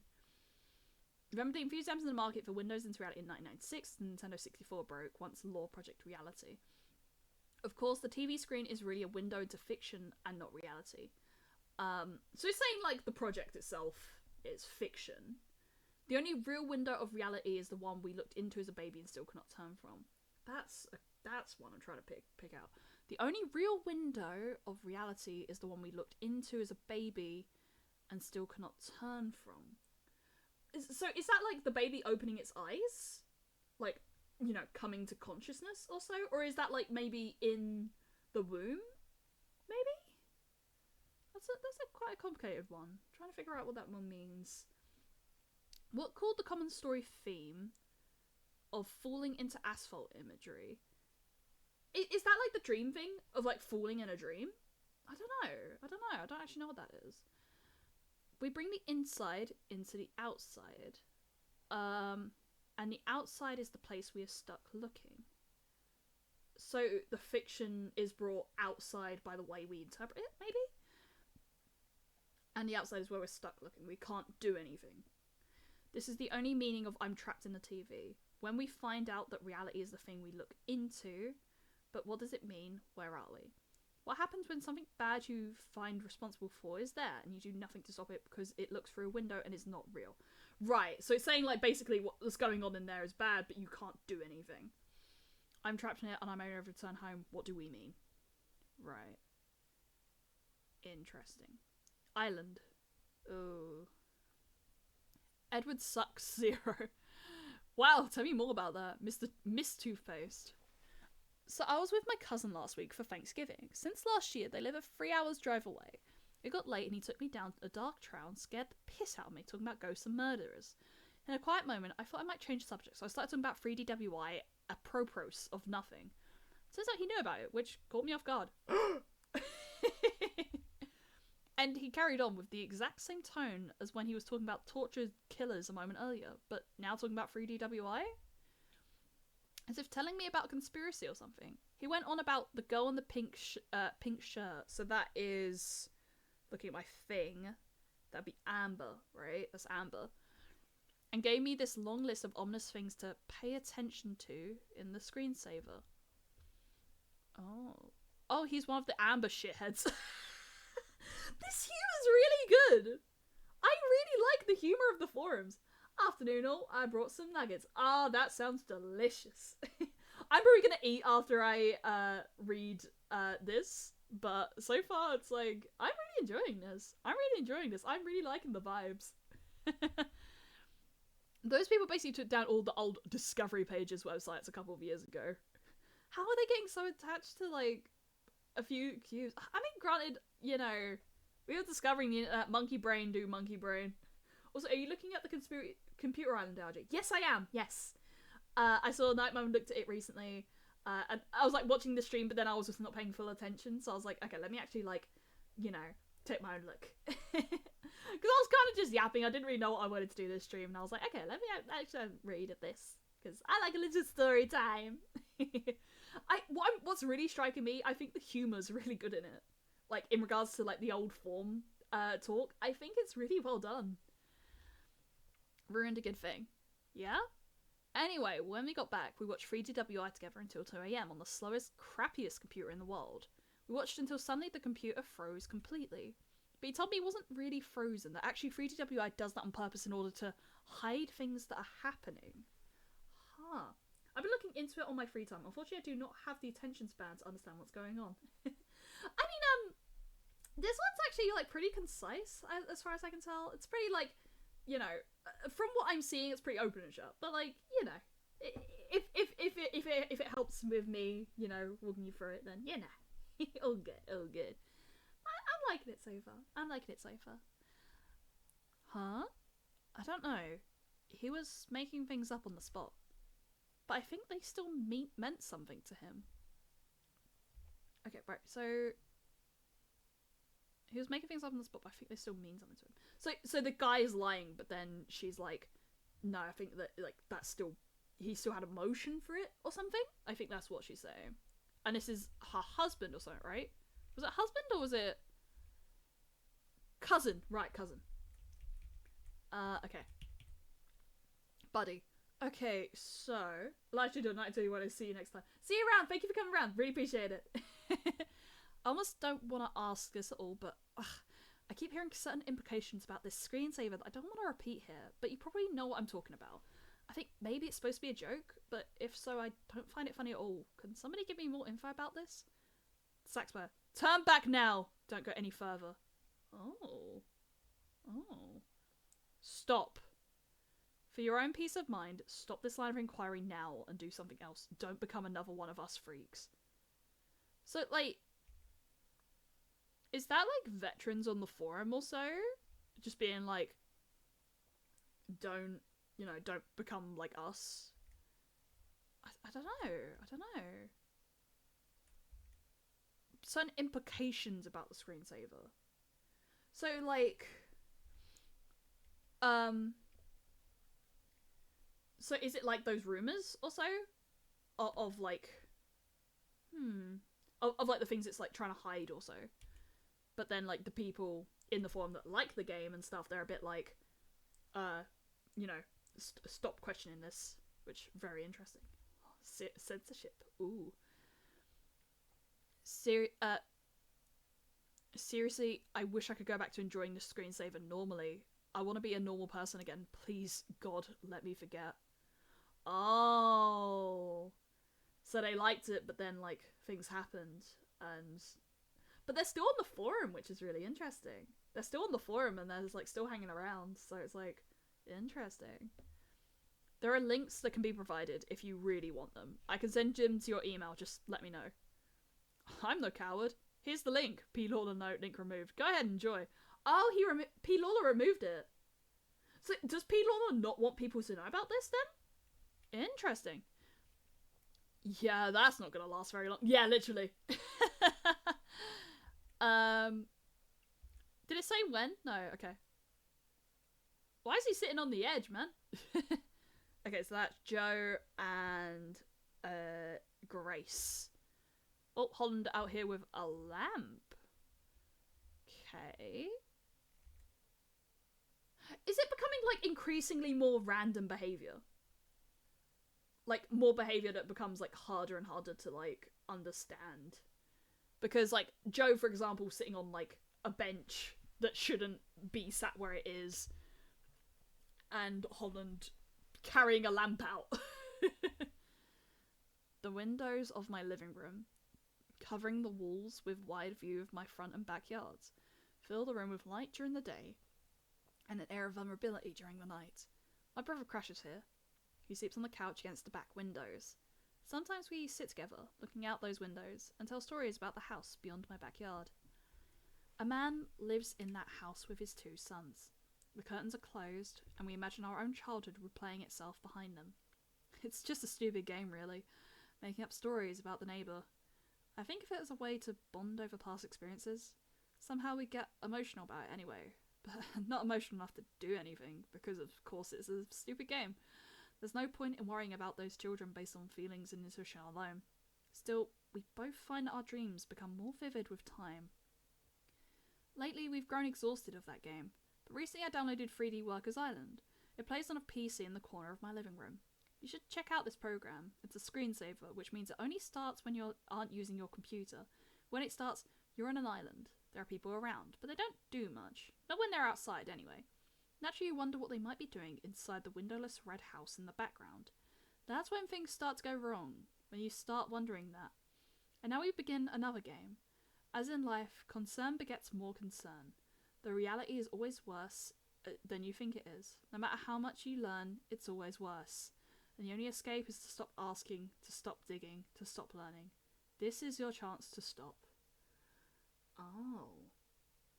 So, like, effectively, the way it's pointing is just, like, what aren't you seeing? Like, you're only focusing on what's outside, what's inside. What don't you see? Oh, I'm already getting really dark thoughts on, like, what that could be. Ugh, fuck. Genuinely got chills then. I was just like, oh no. Because that one shot with, like, what was it? Pat and I think it was either Amber or Grace besides the side of the house. And you can't entirely tell what's going on there. It's like, ugh, fuck. The preferred resource for all things 3D Workers Island is called 3DWI SCR Discovery Pages. Created and maintained by Pat Lawler, it covers everything a reasonable person would want to know. You should browse her website first if you haven't already, because it's quite good. But Pat Lawler doesn't see what we see, or chooses not to. I've created a different kind of resource. Here, I take your sightings, and I display them for the benefit of others. Together we play this game the way it's meant to be played. Welcome to my website, inside 3DWI SCR. Beyond here are themes of violent abuse and torture. Continue if you can handle that. Fuck. God, because yeah, I had the feeling, right, when when I was saying about that bit with Pat, I was just like, oh fuck. Ugh. Oh man. Okay. Trigger warning, by the way. I don't know what's gonna happen, but okay, they're sitting there with. Okay, so who's missing then, right? It would be Pat is missing, Rebecca's missing, and Grace is missing. So they're sitting outside with drinks. Joe turns around. He's looking around. Looking at flowers, looking at the sea. Walks around. I guess that's the interesting thing, is like, maybe now, the ways they just kind of sit there and kind of just, you know, don't do much. I wonder if that's like processing or something. God. I removed your link because it breaks the following rule. Do not put links to the website. You know the one.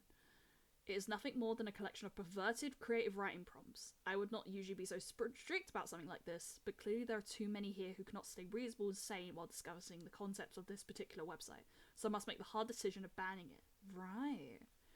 You can guess what I think about this topic, but let me try to explain the phenomenon occurring here.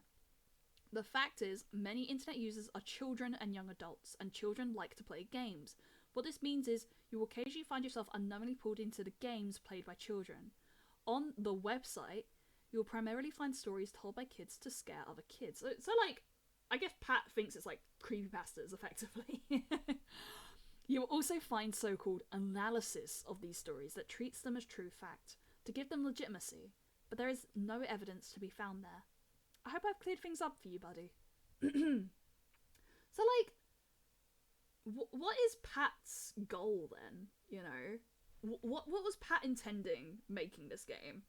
And also shutting down any discussion of the game that's possibly, like, sus, you know? That's possibly, like, what is the secrets behind the game? I'm gonna take a quick sip of water. My throat's a little bit dry. I hope I don't get sick. I've had a very busy few days, so I'm very worried that I might end up, like, getting a little cold. I hope not. I'm thinking, well, I don't know. I just tend to have, like, if I get really busy, afterwards I just get sick. Outbreak's finishing. Thank you, Sari. We love you, Sari. Mwah. So, okay. So I guess it's working off the idea of, you know, in at least my time, Slender Man was very much that. And just generally creepypastas, where we'd kind of, I think, like, when I was young, I remember hearing about Slender Man and thinking that was real, and I was really, really scared and whatnot. But no, it was like, so Pat views it this way, or at least is telling us it's this way.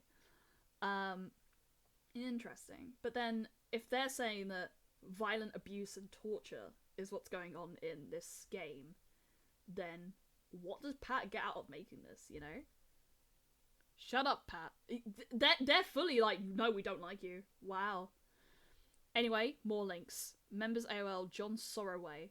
Good info about John Sorroway. That's a new person.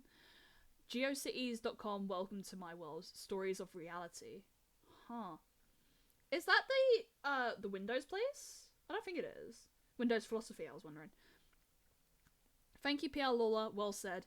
Those violent stories are cheesy and over the top, blood and guts. Believe me, I've been watching this program for so long, I would have seen such things by now. So some people are getting different experiences to other people. So maybe it's like the AI is training off of, like, their experiences. So, like, if they've got, like, more things going on in their life, maybe more darker things, then, of course, the program might reflect that, if that's the AI training that way. So, like, in theory, it could be that this person making that blog is actually the one committing, like, violent abuse and torture and stuff. And, yeah, that could be really interesting. So, like, the people that are not experiencing that don't have that sort of stuff going on in their life. Because the fact that it was able to mimic, like, I guess, a fake disease. It means like it is picking up on what it's seeing. So it may have picked up, maybe not on everyone's thing, but it may have picked up that on someone's. Oh, interesting. If the screensaver won't open up to you, maybe you need to look within yourself to find the problem. So it opens up? Interesting. Select player. You'd love to think it's all just bloody screaming children. Long before I began seeing the violent shit, I saw the way Amber was treated by the other islanders. I saw her tiredness, I saw her subtle messages. But you just point at the bleeding children and laugh. Alright then. Huh. So, okay, so Amber's like a target then, right? Yeah, because I think she's away quite a lot. In like a lot of the cutscenes, generally Amber's the one who's like either distant from the group or just away. If I'm correct. Yeah, either Amber or like possibly even Grace. But I think, yeah, Amber does disappear quite a lot. Okay, I might quickly go back and just see how much Amber does appear. Okay, so there's Amber. Yeah, I'm pretty sure Amber does get, like... Yeah. Amber seems to be the one that's going through everything. Yeah.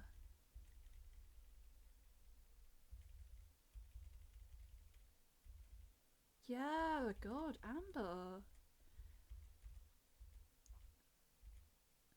Does she get slapped there? I feel like she gets slapped there. Or, like, aggressively talked to, and then, like... Yeah, because her design's really childlike, and then, like, here, doing, like, manual labour or so, but possibly with violence, and then there's this. Either she's throwing up or she's, like, crying and stuff. Like, maybe Holland did... Oh! Oh! Holland kicks her! I think? Yeah, Holland kicks her there.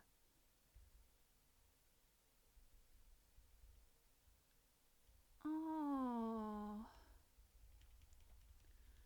Oh, that's really sad. And I don't... That one's... Okay, that one's a really interesting one.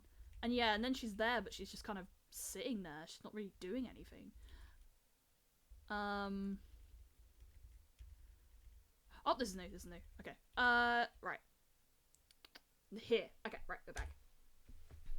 Why is it always Amber who gets abused and killed in these made-up scenarios? Don't get why this community has an obsession with torturing her specifically. You're all freaks and sociopaths, is my best guess. Tutorials for idiots. Maybe I should create my own section for dealing with 3D Whiskers hoaxes. Snopes.com has a good system for these. Rating keys true, false, multiple truth values, undetermined, unclassified veracity. Set this link for expanded definition of rating system. I get everyone these stories, red sphere of falseness. False, false, false. Right, interesting. And also, okay, right. So Pat's saying that coincidentally, Pat has 2 children that are twins and they share the name. And Pat is a woman. They've said that Pat's a woman. They've said she.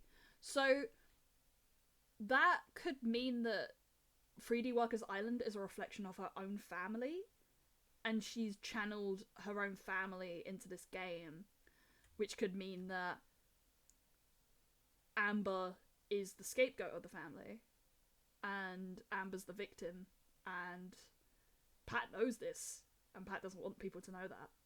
That's... Ugh.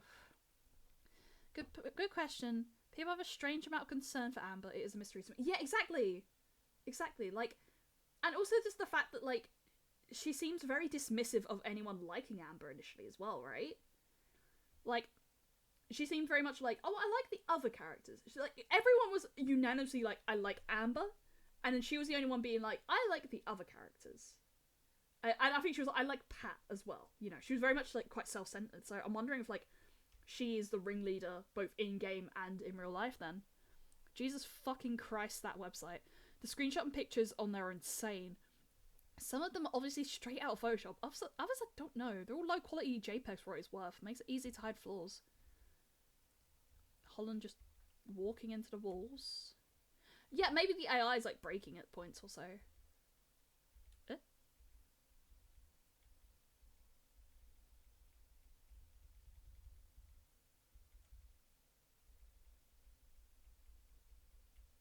I might miss scene then.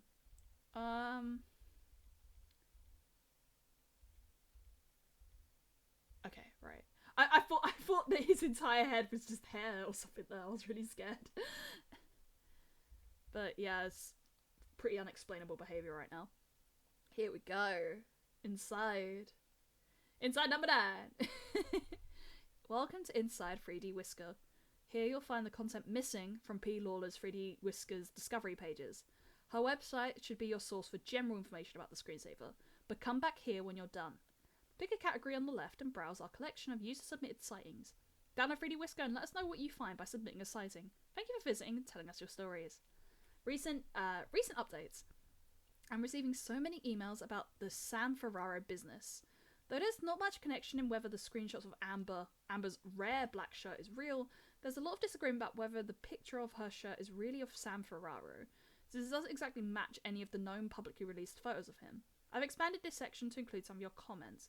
I don't remember who San Ferraro is. I don't remember who San Ferraro is.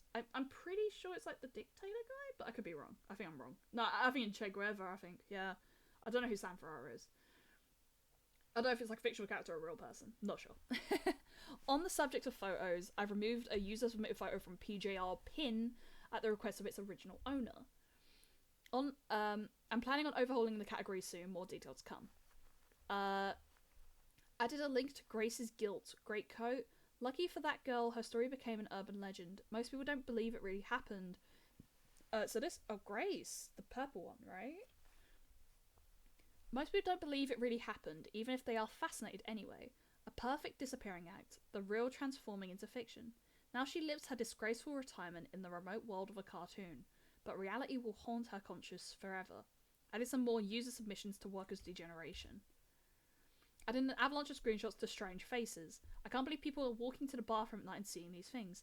Making this website has convinced me never to run 3D Whisker after bedtime. Thank you, PL Law. No sounds, no faces, wrong on both counts. So I was right! I thought it was just, it turned and then like turned back. No, that was just no face. What the fuck?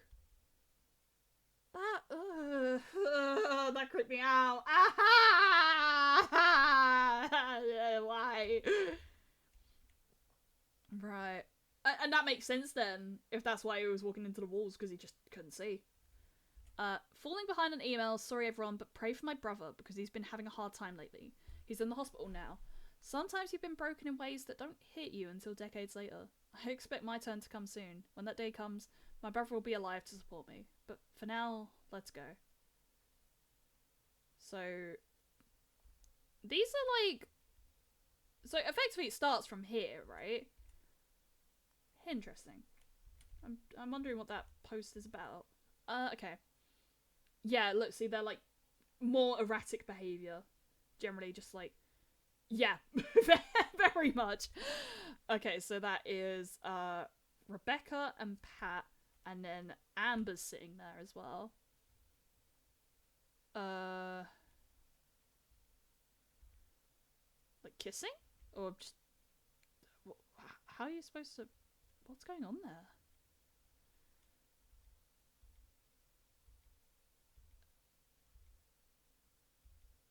Huh? What the fuck? I love the way it's so unexplainable, you know? Like, is it just the AI getting buggy, or is it, like, actually trying to mimic something, you know? Like, I can't tell if they're, like, fighting, or, like, almost, you know, making out, or if it's just an AI being buggy. It's hard to tell. It's really hard to tell.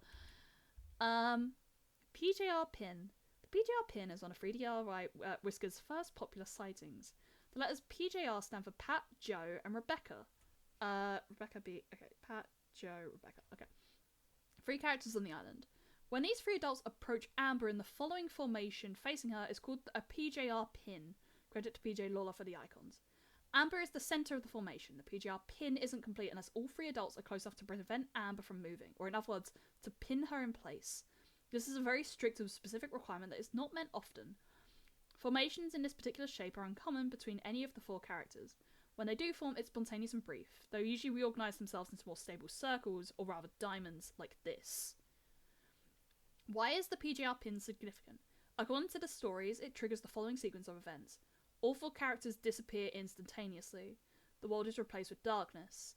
In that darkness appears a photograph of a child in clothes that resemble Amber's pink stripes. She is sometimes injured, sometimes not. An audio clip of a young woman's scream, or multiple screams, play from the speakers. It's usually interpreted as Amber's voice, but sometimes as the voice of an off-camera witness. Oh. The way that this was saying it was like audio free, and then suddenly it's like audio. It's like, fuck, no, I'm not ready. It's usually interpreted as Amber's voice, but sometimes as the voice of an off-camera witness. The world reappears. Pat, Joe, Rebecca, and Amber reappear at the front door of the house one by one. Amber is the last to appear. No evidence of the event remains. Oh, fucking hell. Most accounts miss the first 3 steps in the sequence. It only when they hear the screams that they start paying attention to what's happening on the screen. 3D Whisker doesn't officially play audio, but many stories report sounds. They usually describe very loud or very quiet sounds, like screams or whispers, with little in between. We have a page just for whisper-related sightings, most involving Amber's pleas for help. Much pride is taken in the skill of reorganising these whispers as quickly as possible, since they often precede other events from which the screenshots are desirable. No whiskers precede the PGR pin, unfortunately. Photographs are a common theme in these sightings. Freddy Whisker appears to have heavy preoccupation with a real world, and in particular with real human bodies, from living and healthy to mangled or emaciated or dead. In this case, even when Amber doesn't display any physical injuries, her transformation into a human body is often interpreted as an act of violence itself. In general, any movement between fiction and reality in either direction is treated as an undertone of terror. God. This writing's so good. Descriptions of this photo vary. It may be that people are seeing the same photo and remembering it differently. It's not hard to believe that a disturbing and sudden scream is shocking people into seeing or remembering injuries that aren't there. It's also possible that 3D Whisker is displaying different photos of the same girl at varying levels of injury, perhaps dependent on the context of the simulation, as Amber's plight has been shown to progress in severity over time. Who is the girl in the picture? Until we have a legitimate screenshot, we have little to go on, and this one has proven challenging to capture. G. Key. Jake the Mad Cow has quite the fright. He writes, "I'm never running it overnight ever again. Holy shit. It woke me the fuck up. I've never been so scared in my entire life. I was asleep and then an ear-splitting scream. What the fuck? Pete Lawler lied to me. Her website said that there's no sound in the screensaver. Well, guess what? There's sound, motherfucker." Ashley B heard it too and caught a look at something interesting. Ashley writes, "Because it was the last thing I'd ever expect to happen in 3DWI, I have to admit I was jolted and shaking for a good hour afterwards. I knew the discovery pages were wrong about other things, but somehow this one thing I trusted. And well, my volume was turned up quite high, so it was really something else. I only got the shortest glimpse at the screen before it reverted back to the status quo. It was dark, but then I saw the dim shape of a human. Realistically proportioned, dressed in pink and white, like Amber. A photograph, I think. It wasn't moving." Harold had an uglier description. "Ah, it was bad. Oh my god, lol. I can only laugh now. But I'm done with this screensaver now, for real this time. I think it once screamed repeated 3 or 4 times, or maybe it was more than one scream, and the image was a tasteless display of..." Oh, that's not the formation, is it? It's not the formation. Okay. Joe, Rebecca, Holland, and, that's Grace, isn't it? The computer, that's new. Oh! One just fucking fell over. What? Okay. They're just like, okay. Oh, he's back up. Right, interesting. So then Amber's missing, Pat's missing, and I think Grace? No. Judy. 1, 2, 3, 4. Like 1, 2, 3, 4. Yeah, okay. Pat and Amber are missing. It's getting worse and worse. The more I watch, the more I notice, the more I understand, the more bold it becomes with the things it shows me. Every time I come to see some new revelation, the screensaver shows me more. Most other people don't see these things, and if I have someone in the room with me, they don't happen. Are you telling me P. Lawler, with the 10 billion hours she's been watching 3DWI, hasn't seen any of these things? Getting dangerous in here, lol. Good kid. Pat Lawler is a criminal. I have family who used to live down the street from her. Nobody in their right mind would trust Pat Lawler. Pat Lawler shouldn't be allowed to run a 3D Workers Island fan website. She should be in prison. Anyone who wants details is free to message me. I'm good kid 85 on AIM. Damn it, good kid. And he's banned. That was fast. Oh, so right. So these were like after Good Kid was banned. So Good Kid was around for a while.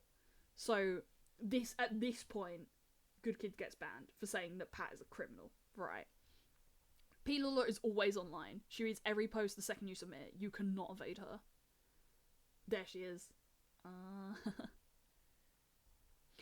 Is Pat the one in the game as well as Pat, like, I don't know. Yeah. Okay, everyone else is in the house. She goes behind the house. Oh. Oh. That was new. Maybe that's it closing or something. Update 4/24/99. I've decided to stop posting new submissions to this page. This is one of the most well-documented sightings, and at this point I'm receiving mostly redundant info. Thank you for everything you sent in. Worker degeneration is something akin to injury or damage. This damage is associated with an active entity, which 3D Whisker calls a worker, hence the name of this page. It's not clear to me how this term came about. It wasn't invented by 3D Whisker's authors, yet it implies a bit of knowledge about the screensaver's internals, that the injury is associated in some fundamental way with the underlying worker concept. This is especially strange since the only documented case of worker degeneration are tied to one character, that being Amber. Therefore it seems premature to generalise this term to such an extent, but I'll use the established name. If you ever see a red Amber, you've seen worker degeneration. This is an early stage. After this comes compression, and the result looks like this. The red ball is seemingly inert, it doesn't move or interact with anything, but yes, the red ball is amber. This state has been interpreted as representing dehydration, malnutrition, and or mutilation, and the many photographic sightings seem to confirm all of these interpretations equally. But most of all, it becomes associated with small, muffled screaming and therefore with pain. It doesn't take long for this red ball to start shrinking and quieting down until sooner or later it can't be seen or heard anymore. Right. Okay, my active theory, right? So that like fake illness, right? I'm wondering if Pat programmed it into the game to torture Amber specifically.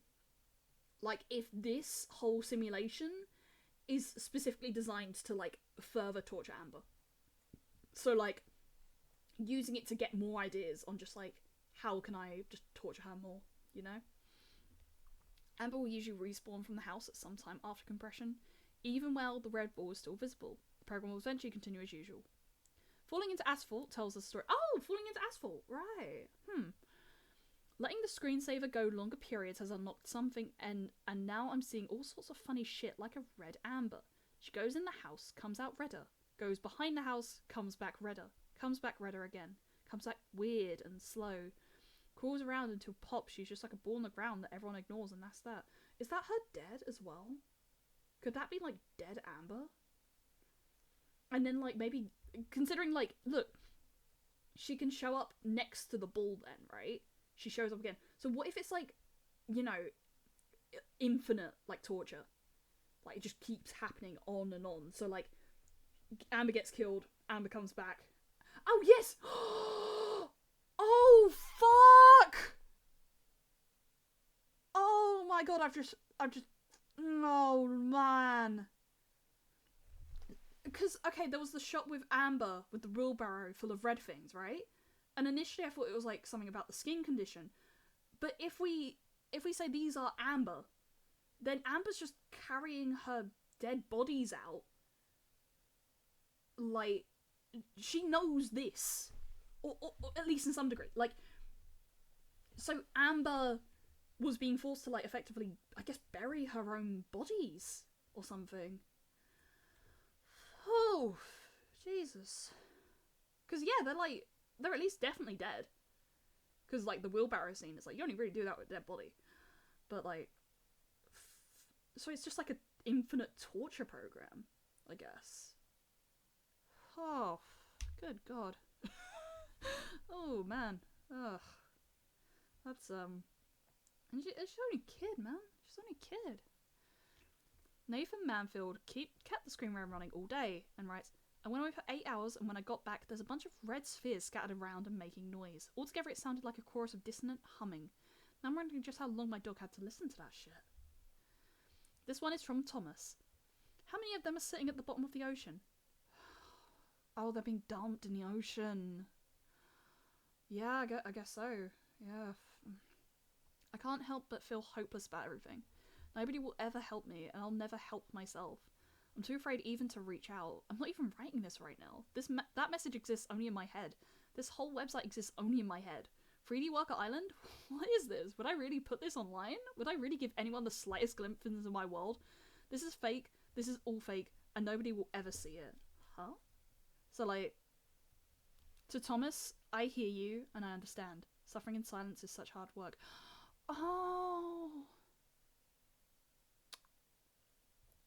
So, Thomas is going through, like, a similar situation, like an abuse situation. And so Thomas relates to Amber. Oh. Okay, so this is Grace. Grace looking around. Oh. Oh.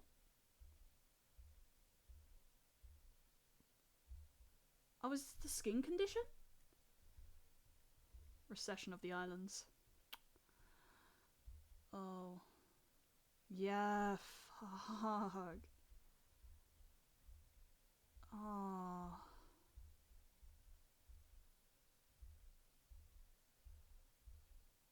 Oh. Oh. Wow. That was good. That was really good.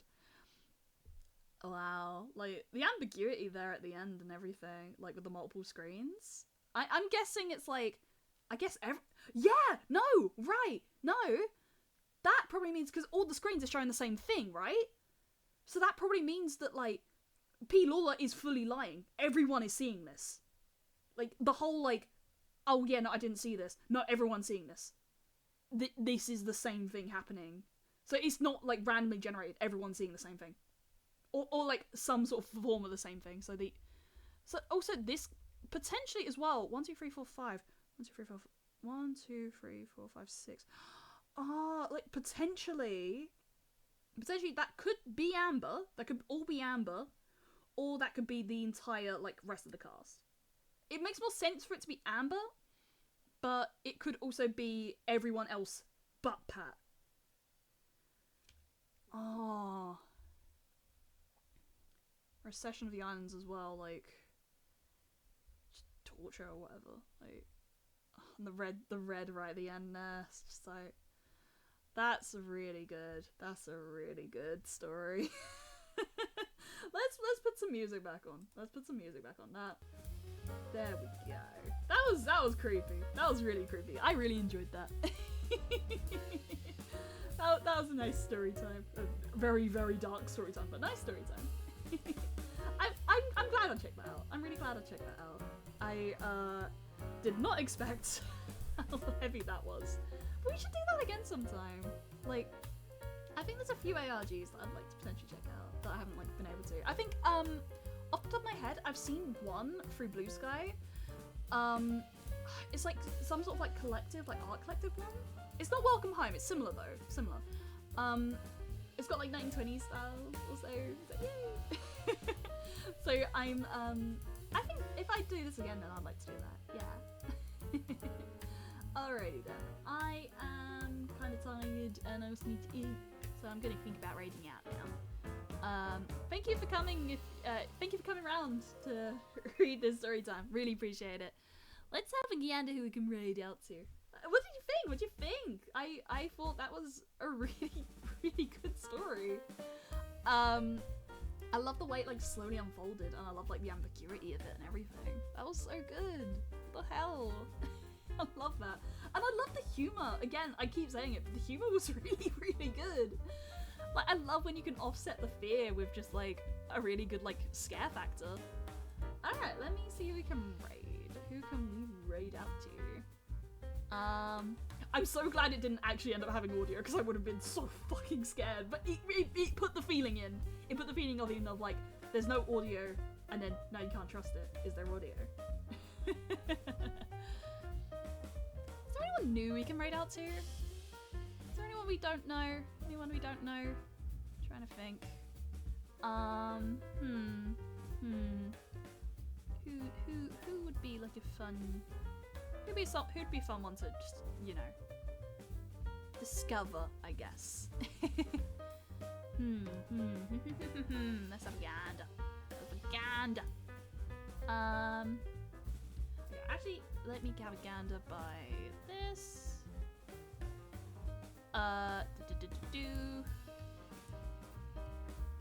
Let's see. Ooh, someone played me side. Ooh, they have a nice model. Speaking of cold spray. Yeah, okay. Let's raid Blue Gen. Alright. Thank you for coming. Really appreciate it. Tomorrow, probably around 7 o'clock, we'll have a stream with Little Fella. Don't know what we're gonna do yet. My streams are always so spontaneous. In terms of other plans this week, Thursday, I'm doing an unarchived karaoke, so please come round and hear me sing. A little bit nervous about it. And then on Sunday, we should be having a fighting game stream with Fella and Takahiro. Yeah. Alrighty then. Start the raid now, and I'll see you guys later. Bye-bye. Bye-bye. Bye, everybody. Goodbye. Goodbye, everybody. I hope you have a good time. Goodbye.